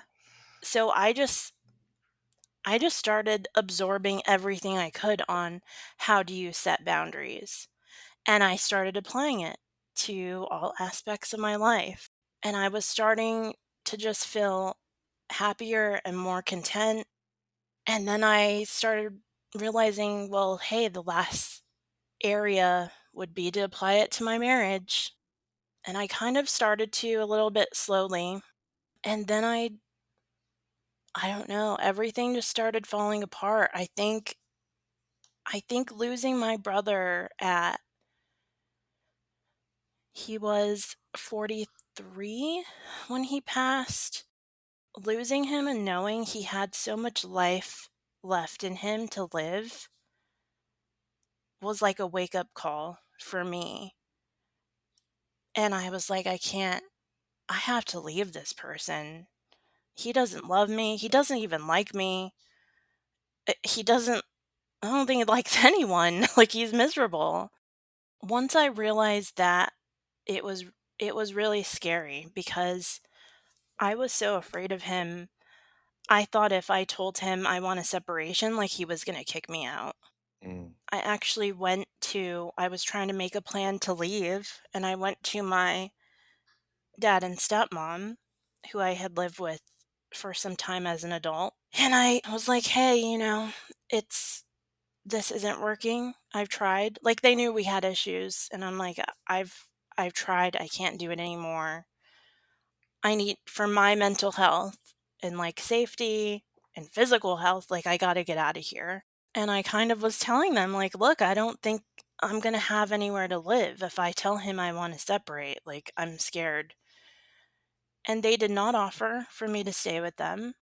I also got a small lecture from my dad on, "Well, by your good example, you might win him over, right?" that's literally parroting what Yeah, we've all heard many times. yeah. I hate that shit.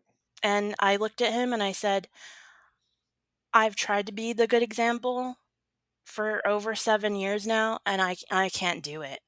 And I was like, "Dad, I'm telling you, like, if I stay, you might lose me."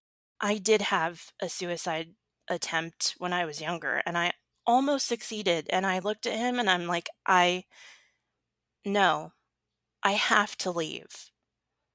And Did he dropped it. he finally grasp the seriousness? Yeah, but, my dad's older now. He's, mid to late 70s, mid-70s, and I really do think he has early, like, dementia. So all that brainwashing that's in his mind, it just spews out, you know? He's Yeah, just, like, on autopilot. yeah. Um, and yeah, so I realized, okay, they're not gonna help me. Cool. What am I gonna do? Like, my best friend lives across the country. My sister, who is, like, my biggest support, she had just moved to San Francisco.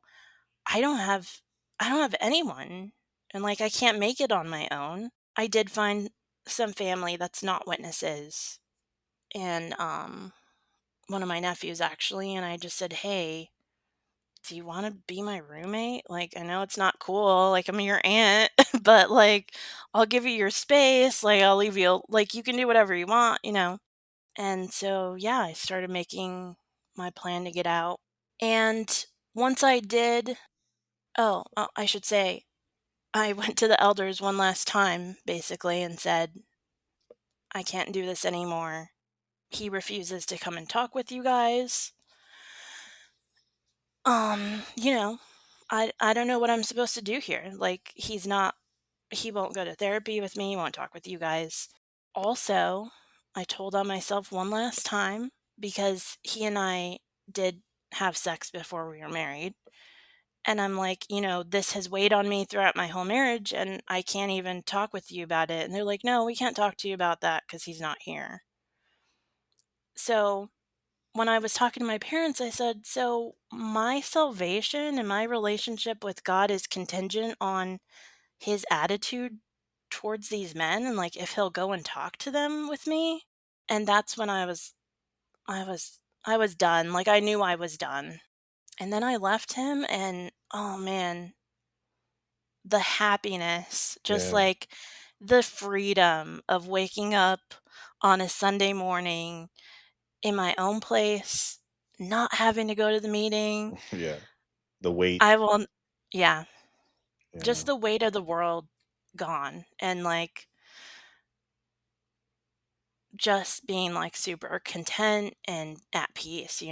So when you had this discussion with the elders, Mhm.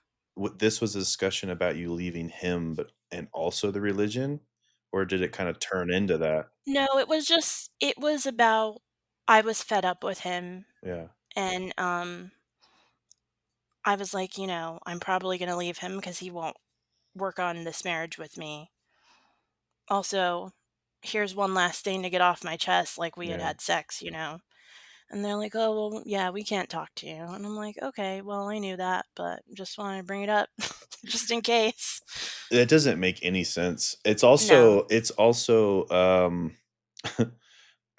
I mean, we've talked with someone that's, like, admitted that same thing, and they're like, "Well, there's nothing we can do about it because you guys are married now." Yeah. Like, it's the same exact thing, but a different message. Like They didn't say that. They kept it really vague where I felt like they didn't wanna say anything at all. They're just like, "Oh, well, we can't even go there with you because he's not here." yeah, that's I'm wild. like, "Okay." So now you're on yet another chapter of your life. You've left this guy, obviously eventually got divorced. Mhm. But you still were in. You weren't disfellowshipped. Yeah, so I was trying to fade, but like I said, I'm a little bit too cut and Yeah. dry for that. Did you try to get disfellowship by dropping the bomb? Was that, like, maybe a subtle tactic? No. What happened was the Moon Valley elders started stalking me. Oh, And by stalking, I mean texting me, calling me. I was like dodging that. I just didn't want to deal with it. I just wanted to like be left alone, right? yeah. And so finally I text one of them and I just said, "Hey, I don't want to talk right now. If and when I want to talk to you, like I'll reach out. Please respect this. Like please stop contacting me." You would learn boundaries. Right. Mhm. And never said they didn't say anything. Then they started calling from different numbers. Then one day they showed up at my apartment, which my family didn't even have my address. The only person who had my address was my ex because of our divorce. He had found it out through paperwork or something. I was I was livid. When they showed up at my door, I was like, if I open this door, like I'm gonna lose it. Yeah. So I didn't. That's some legit stalking, and, like It is because they had to drive like I moved away like 45 minutes away. So they drove all that way just to That's come. crazy. Not even just up the road or something, like, Yeah, almost an hour away. just to come talk to me because I think my ex wanted to be allowed to date again and ruin someone else's life. So, yeah, for him, they'll come and find me, but for a woman, you know, it's like whatever. yeah, I just think, like, if you were to, like, take a step back and look at their actions, it's just like, "This is crazy what you're doing." And you Mhm. actually think nothing of it. You're just like, "Oh, yeah, we're gonna" "We're gonna go do over to Abby's. We're gonna" "We Right. got her address. We'll go talk with her Well, in just another day." And it's like, you're doing some crazy shit right now. even the logical fallacy of, like, if they could do that to her, why wouldn't they do that to the husband Right. whenever it mattered? Right. They could have done that at any time, they chose not to, and then, she leaves, and then they start hounding her. Yeah. They were probably also counting their time. "Oh, it's 45 Oh. minutes. Let's do that Oh, right after the yeah. service meeting," you know? Yeah. And then we'll go over there. So you're now dodging the elders. You're in that state of hiding. Dodging them. I told my roommate and my boyfriend, like, if these people come by, just say I don't live here. Like, I just want to be left alone. Then I moved away from that area. I'm actually, what's crazy is I'm just south of Moon Valley's territory right now. Um, They're gonna you find you know what? again. Right. You know what's crazy? In the 3 years that I've been gone, other than those elders, I haven't seen any witnesses. And I've just been in the valley. And I'm like, I don't know if it's like the universe or what's happening, but it's been so nice. You've just done jinxed yourself. Right? You've I spoken it. know. The I universe probably is did. like, "Okay." I probably did, but at this point I don't really care anymore. Like I'm happy. But anyways, so moved back over here and I'm just living my life. I'm happy. My boyfriend and I moved in together. We're starting our lives. And one night, my sister texted me and she said, did you disassociate yourself? And I was like, what? No. And to preface, like, I have some extended family that disassociated, and my when it happened, it was this huge thing with my immediate family, my siblings and parents, so I didn't wanna go that route just to try to keep some peace with them, right? So I'm like, "No, I didn't do that." Like, so she tells me that they announced that I was no longer a witness. So Wow. they disfellowshipped me without my knowledge, and my mom found out because my ex texted to let her know. And he made it seem like what he said to her basically was that I had wrote a letter and that they had announced that I was no longer a witness. So he was trying to tell my mom because he knew that would hurt her that I disassociated myself. I'm like, well, cool. I didn't know any of this. Wow. I haven't Um, heard of that happening yet. So, what do you think actually happened? I guess you can only speculate, but my very first my very first thought was that he wrote a letter pretending to be me, mm, disassociating so that he could be free. yeah, Because why would he bring up to her that a letter was written? Like, that didn't make any sense to me.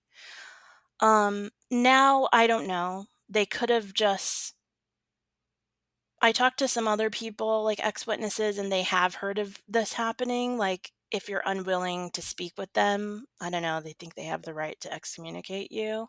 mm, Um, Now I'm not really sure.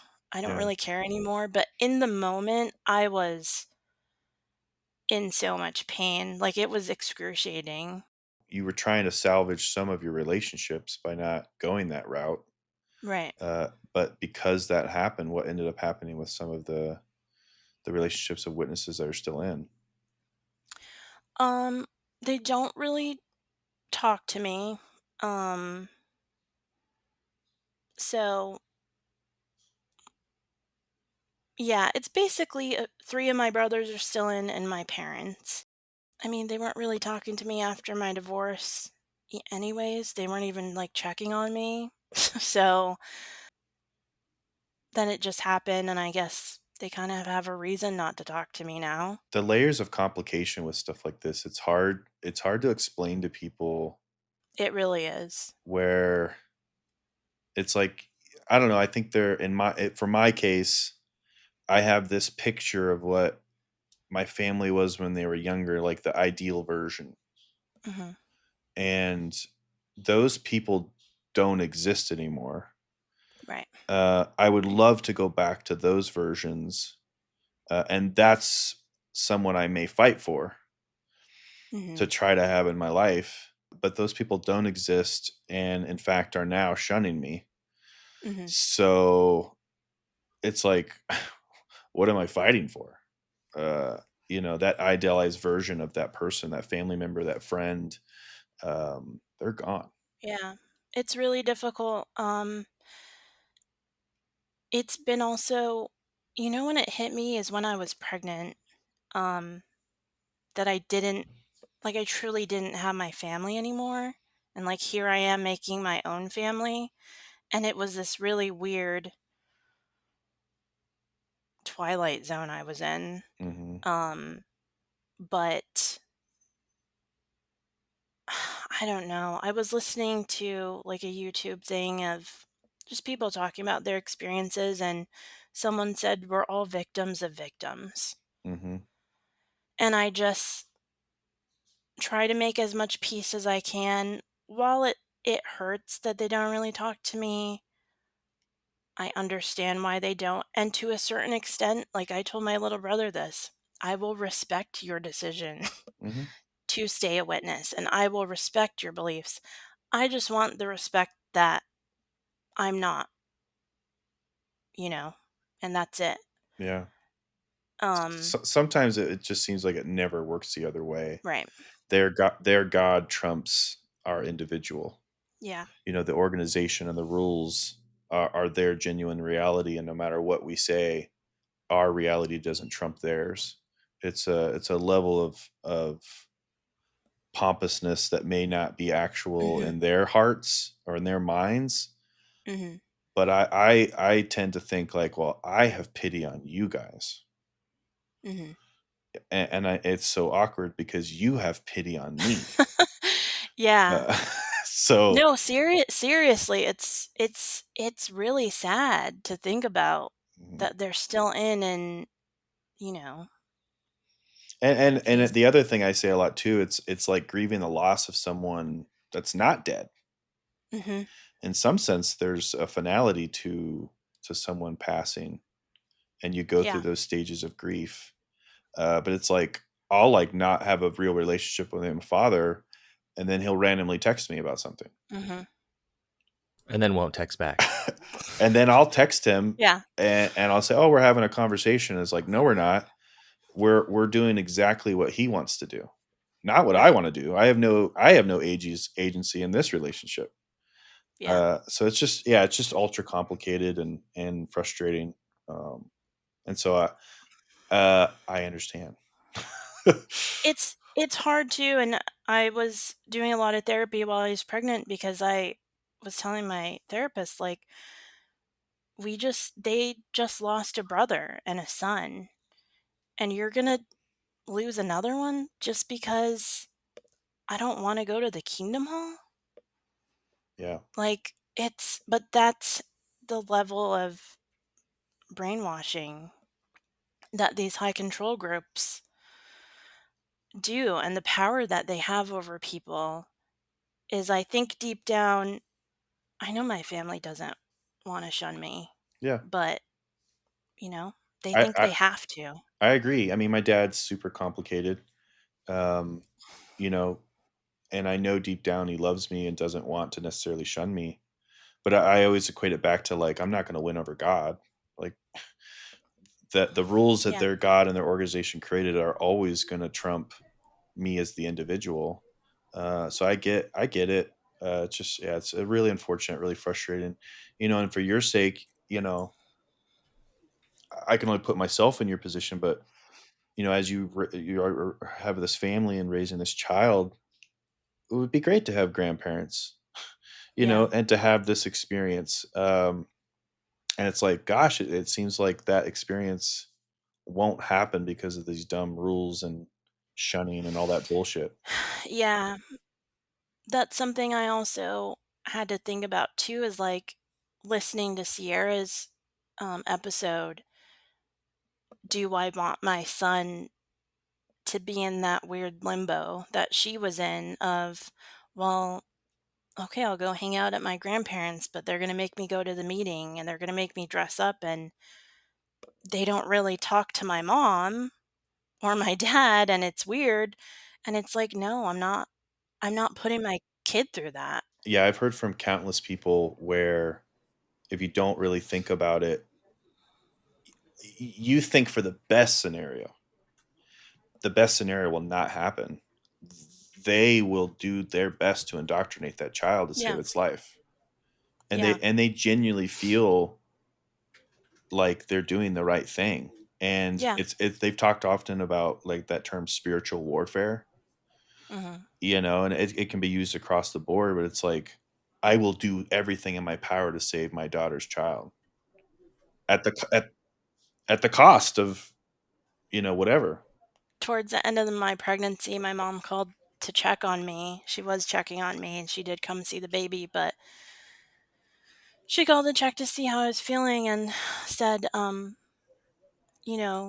"You really need to come back because now it's not just your life, it's your son's life, and you have to think about his future." And I said, "Oh, I know. I'm thinking about his future." Good on you. Yes, And the call ended quite shortly after that, but I'm just sure. like, "You're not it's not gonna work anymore. Like, you can't guilt trip me anymore." Again, it's also very one-sided. Like Mhm. they get to say their piece, they get Right. to speak their version of truth, and then as long as you stay in that lane of what they allow, Mhm. they'll continue to speak to you, in Yeah. whatever small ways they do. But the moment you set that boundary and you challenge and go, "That's not my reality. That's not my truth," they Yeah. shut down. Mhm.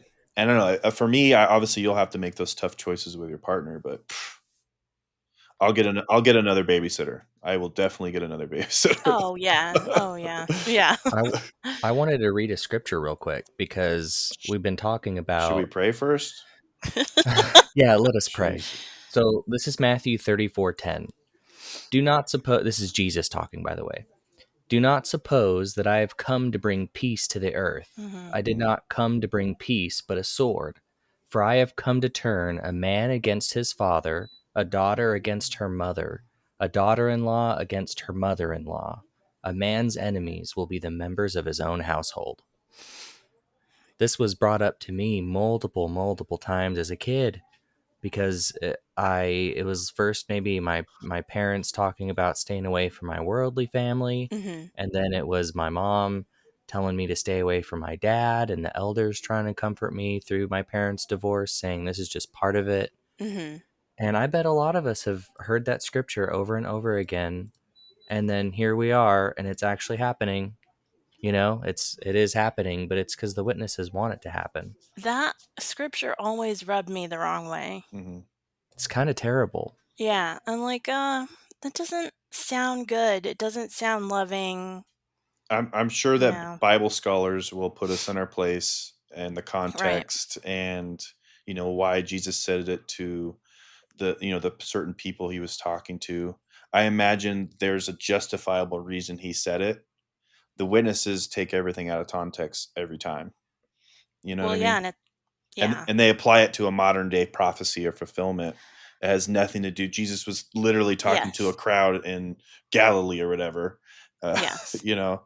But I Yeah. also agree. It's like they often talk about Jesus being loving, the loving God, versus the hateful, vengeful God of the what are the not the Greek scriptures, The New Testament or the Old yeah, the Old Testament? Testament. And it's like, gosh, there's two different gods there. But in that instance, that's not the God I want to follow. It's like you create the family bond and arrangement, and then you want to divide us. No, thank you. Yeah. Well, it's hard because then there's also scriptures that say to love your father and mother. Hmm. And just a few sentences before this is the scripture where it says, "Are not two sparrows sold for a penny? Yet not one of them will fall to the ground outside your father's care. And all the hairs of your head are numbered. So don't be afraid. You are worth more than many sparrows."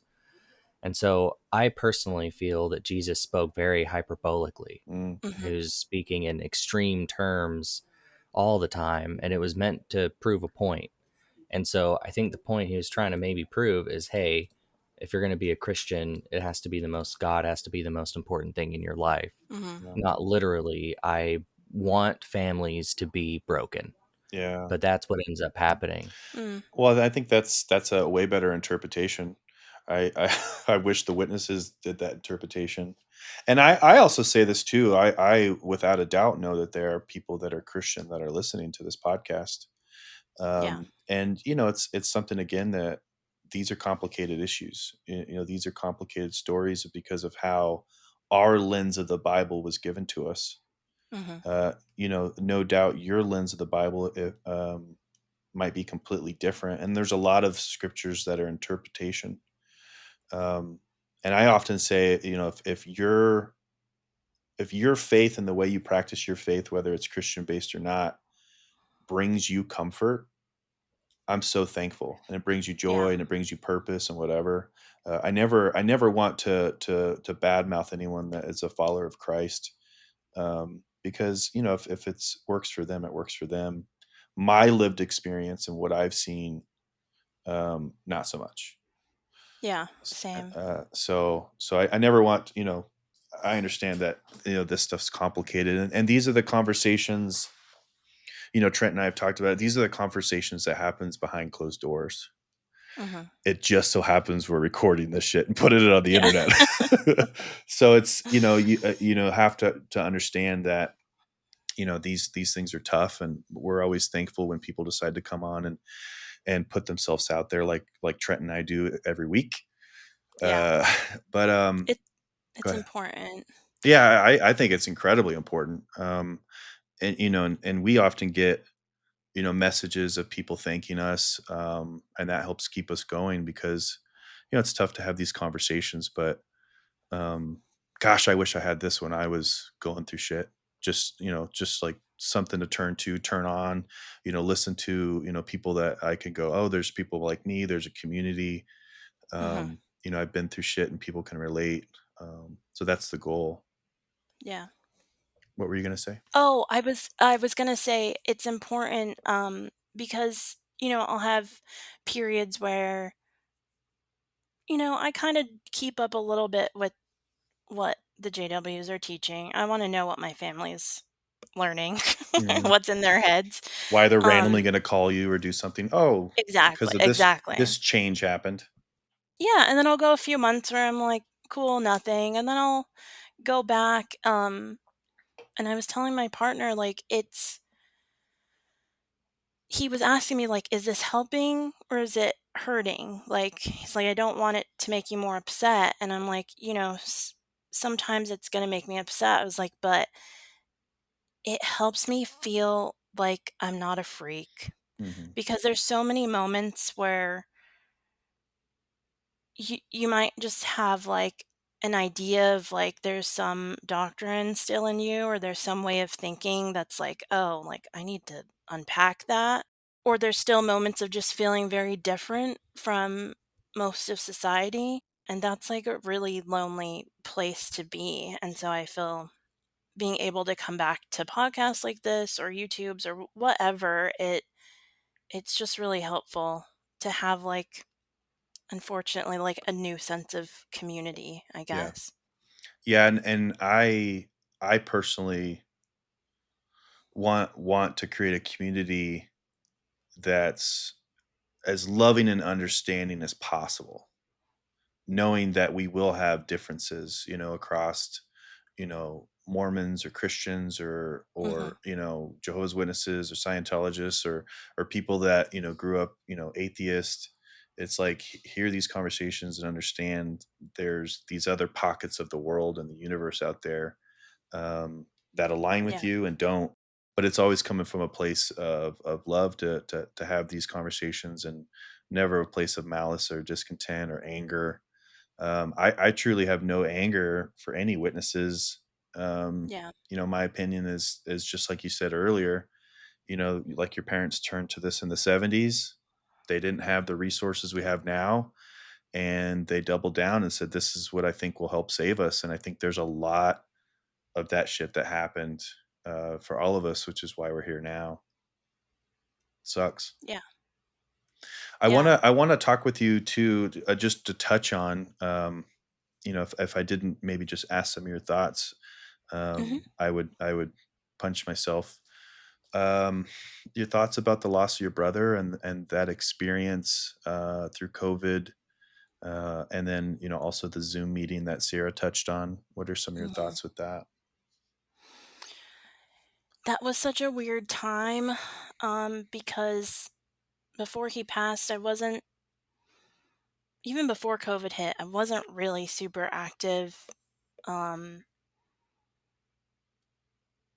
I think I was pulling back, from the witnesses.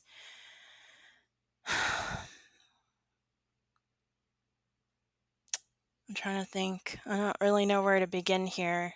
Mhm. It was just his death was very sudden.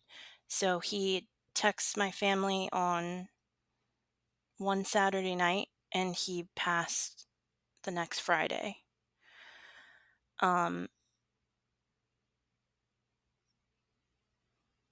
it was a bizarre experience because we were on that family text and I realized we hadn't heard from him in like 24 hours, so I started texting him saying like you need to message us or I'm going to come out there. He lived like an hour away. He wasn't saying anything. Some of my family was calling me. They're like, "Hey, I'm sure he's just sleeping." And I'm like, "Hell no, I'm going out there." Mm. Um and when I was driving out there like I knew he was gone. Oh, Um and I remember I was with my ex-husband and my sister. We drove out there. Um, I remember saying something really weird to my husband at the time of like, again, like that last semblance of like faith was like dwindling, and I said something weird to him in the trauma of it all about, we have to figure things out and we have to stick together and do well so we can see him. Because my ex, for what it's worth, like, he did love my brother also, he genuinely did, and I remember him looking at me and thinking, like, "That's a really weird thing to say right now, Abby," but looking back, I know that my faith was crumbling, and it was like I was trying to make myself believe that I could do enough to get to see him again, but I think deep down, like, I think even in that moment, I knew, like, I wasn't probably going to see him again, you Yeah. know? Um, I've shared those same feelings. I understand. yeah, and I also, um, I remember, like, you know, we were outside of the house and his roommate called for an ambulance. We didn't know anything yet. Um, I remember looking up at the sky and it was nighttime and I could see all the stars and just thanking to Jehovah and thinking like, here we go again. Like, I just knew that we were losing him. And so, yeah, I think the cognitive dissonance that happened with losing him and with my faith just being so weak, it was just really difficult. I think I was really going back to like that disassociating again that I did when I was little. Yeah. But like I said, he was just like, I don't know how well you knew him, Derek, but he was just a strong personality and like a presence of a person. Yeah. Um, he genuinely like loved, like when they say like a Christian loves their neighbor, like he loved people. Um, Yeah, every time I was around him, I always felt that. I always like we weren't ultra close, but, we could not see each other for years, and then yeah, if I would see him connect with, whatever friends group, whatever, and we'd always yeah, just pick up right where we left off, and, he was always, a great person for me, always great to laugh with and have a good time with and warm. yeah. Yeah, I had nothing bad to say about the guy other than his obsession for football. It's gotta stop. Yeah, yeah. But What a yeah, dork. yeah. And um, and and he I'll always remember just the way he would always I'm gonna try to do my best here and hopefully you'll understand. yeah, But he would dumb, just he would always say, like, "That's so dumb."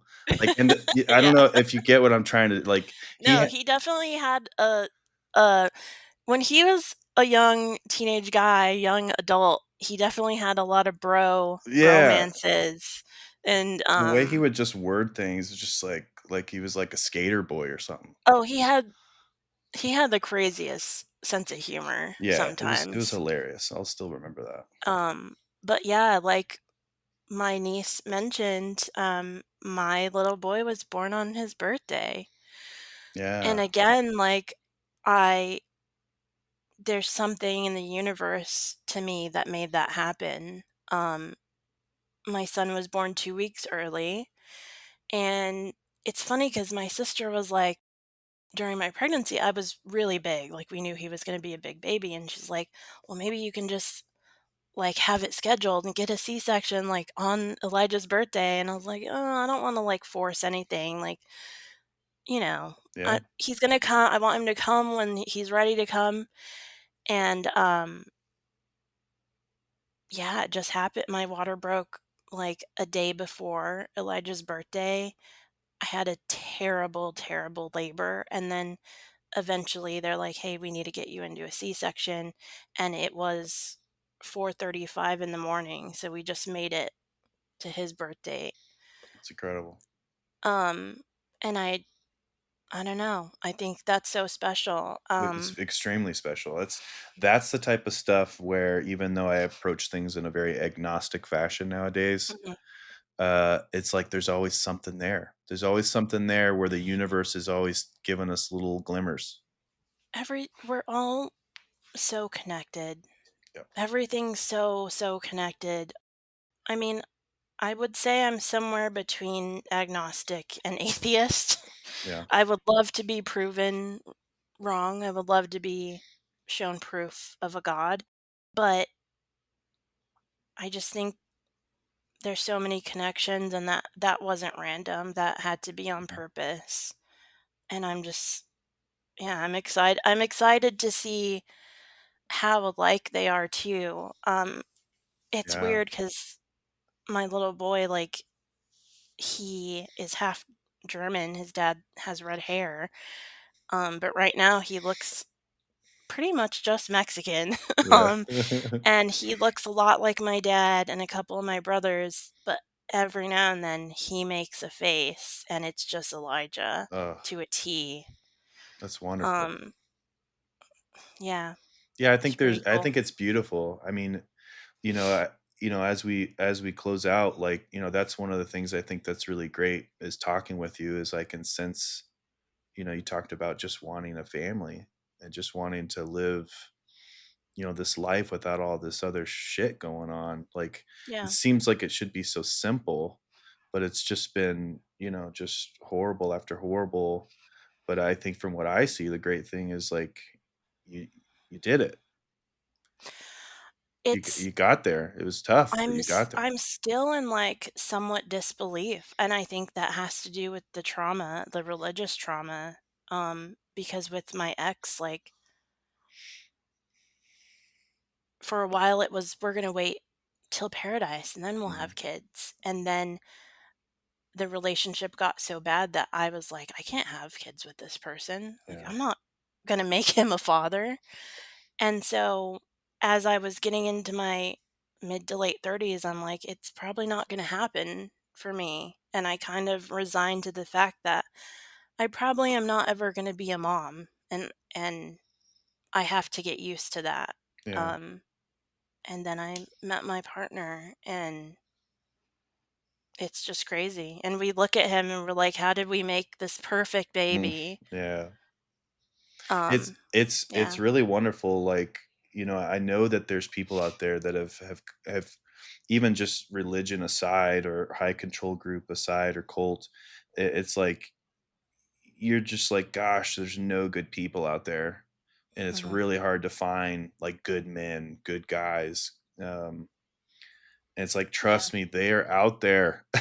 They yeah, are. they It's are, it takes time, and I'm glad that it didn't take an extra long amount of time for you, and you're able to start this new journey. yeah. Um, so you've waited for years to kinda share this story. We've actually unpacked a lot. I'm really grateful for you to do this for us. Um, what do you feel like we maybe missed anything that you wanted to touch on? Um, I don't think so. No, we kind of went through a lot there. Yeah, I think the challenge with these stories, and Trent can probably attest here in a second, is we go through someone's whole life to some extent in like an hour or two. Yeah, And you might get off this call and be like, ah, I wish I would have said that or whatever and go over it. But it's hard to kind of go through this in a very compact amount of time. But I'm thankful for the time that you did give us and people listening in. What did you want to say, Trent? I was wondering, what percentage of your trauma do you feel is related to witnesses? oh, hmm. Oh, that's hard. I It's all intermingled, isn't it? you know, I would say 50%. Um, at the same time, and I say 50% because thinking about who my parents were before they got this religion and their upbringings, I probably would have had it a lot worse if they hadn't become witnesses. I'm not gonna lie. I think my family would have been more broken. Mm, So,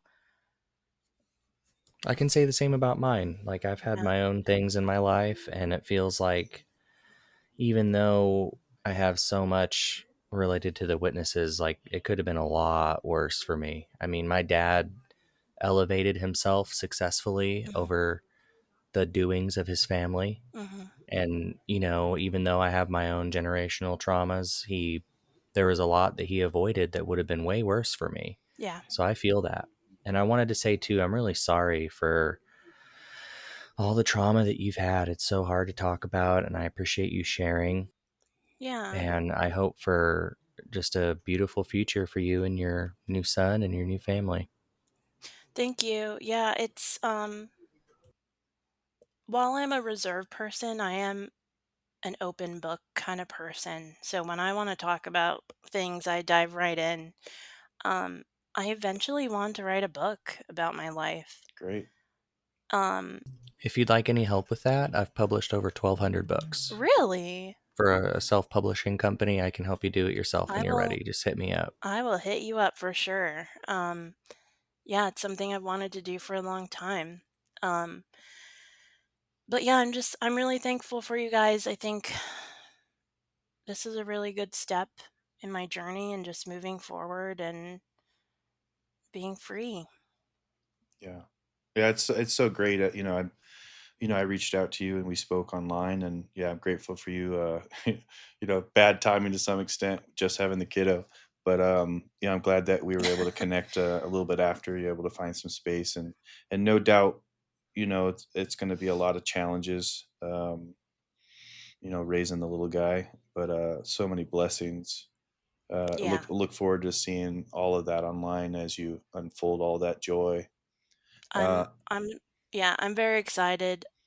Even just kind of the last few days thinking about talking with you guys and thinking about just raising him without all that weight on Mhm, his little personality and his little mind and um just raising him in a different environment.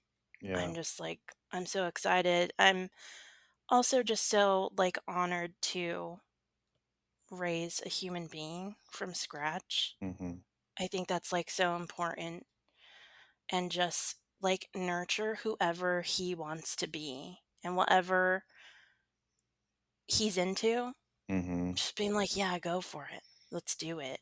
Yeah, I think that Right? is one of the great things about all this is when you get out of this shit and become very aware. I think there's an intentional righting of the wrong, Yeah. and it seems like you're in a good It's a mindset. do over. It's a do over when you have kids. You get to take Yeah. your own broken childhood experience and turn it into something better. And you said you're Hispanic? Yeah. Hmm. My family is too. My dad is, obviously. And one of the things he always said to me is, "You're going to grow up and be better than me. I'm going to make sure of it." Hmm. And that's the opportunity we have as parents to like redo, get a do over, and hopefully lessen the trauma and raise a kid that has less trauma than we had. And if you do that, I think you're successful. Yeah, For sure. I think you're in the right state of mind. I think it's great. Um, I think you got to give yourself the space to enjoy where you're at now because you did it. You said you can't, you Yeah. don't believe it. But I'm telling you, like everything you've told us and our listeners, you deserve to give yourself grace and go like, I worked really hard and went through a lot of muck to get here. It seems like you have a great guy. Finally, you didn't Yeah. quit. You found it, and you're gonna be in a good situation. So thank you for your openness. Thank you for your courage talking with us. Your story really does add an important layer to what we're exploring here on this podcast. And we're just glad that your voice is a part of this and you're part of this community. And thanks for sharing everything you have. Absolutely. Thank you guys so much. I really appreciate you. Keep doing the good work. Thank you so much. We'll close out for now, and everyone listening, we'll talk with you soon.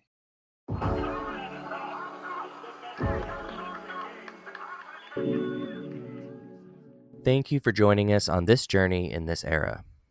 If you found today's episode valuable, please share it with someone who might need it. Check the podcast description for our socials and other information. Please consider supporting us at Patreon at patreon.com/culturepod. If you'd like to tell your story, please contact us at cult.chur.pod@gmail.com. Until next time, stay curious, stay critical, and stay free.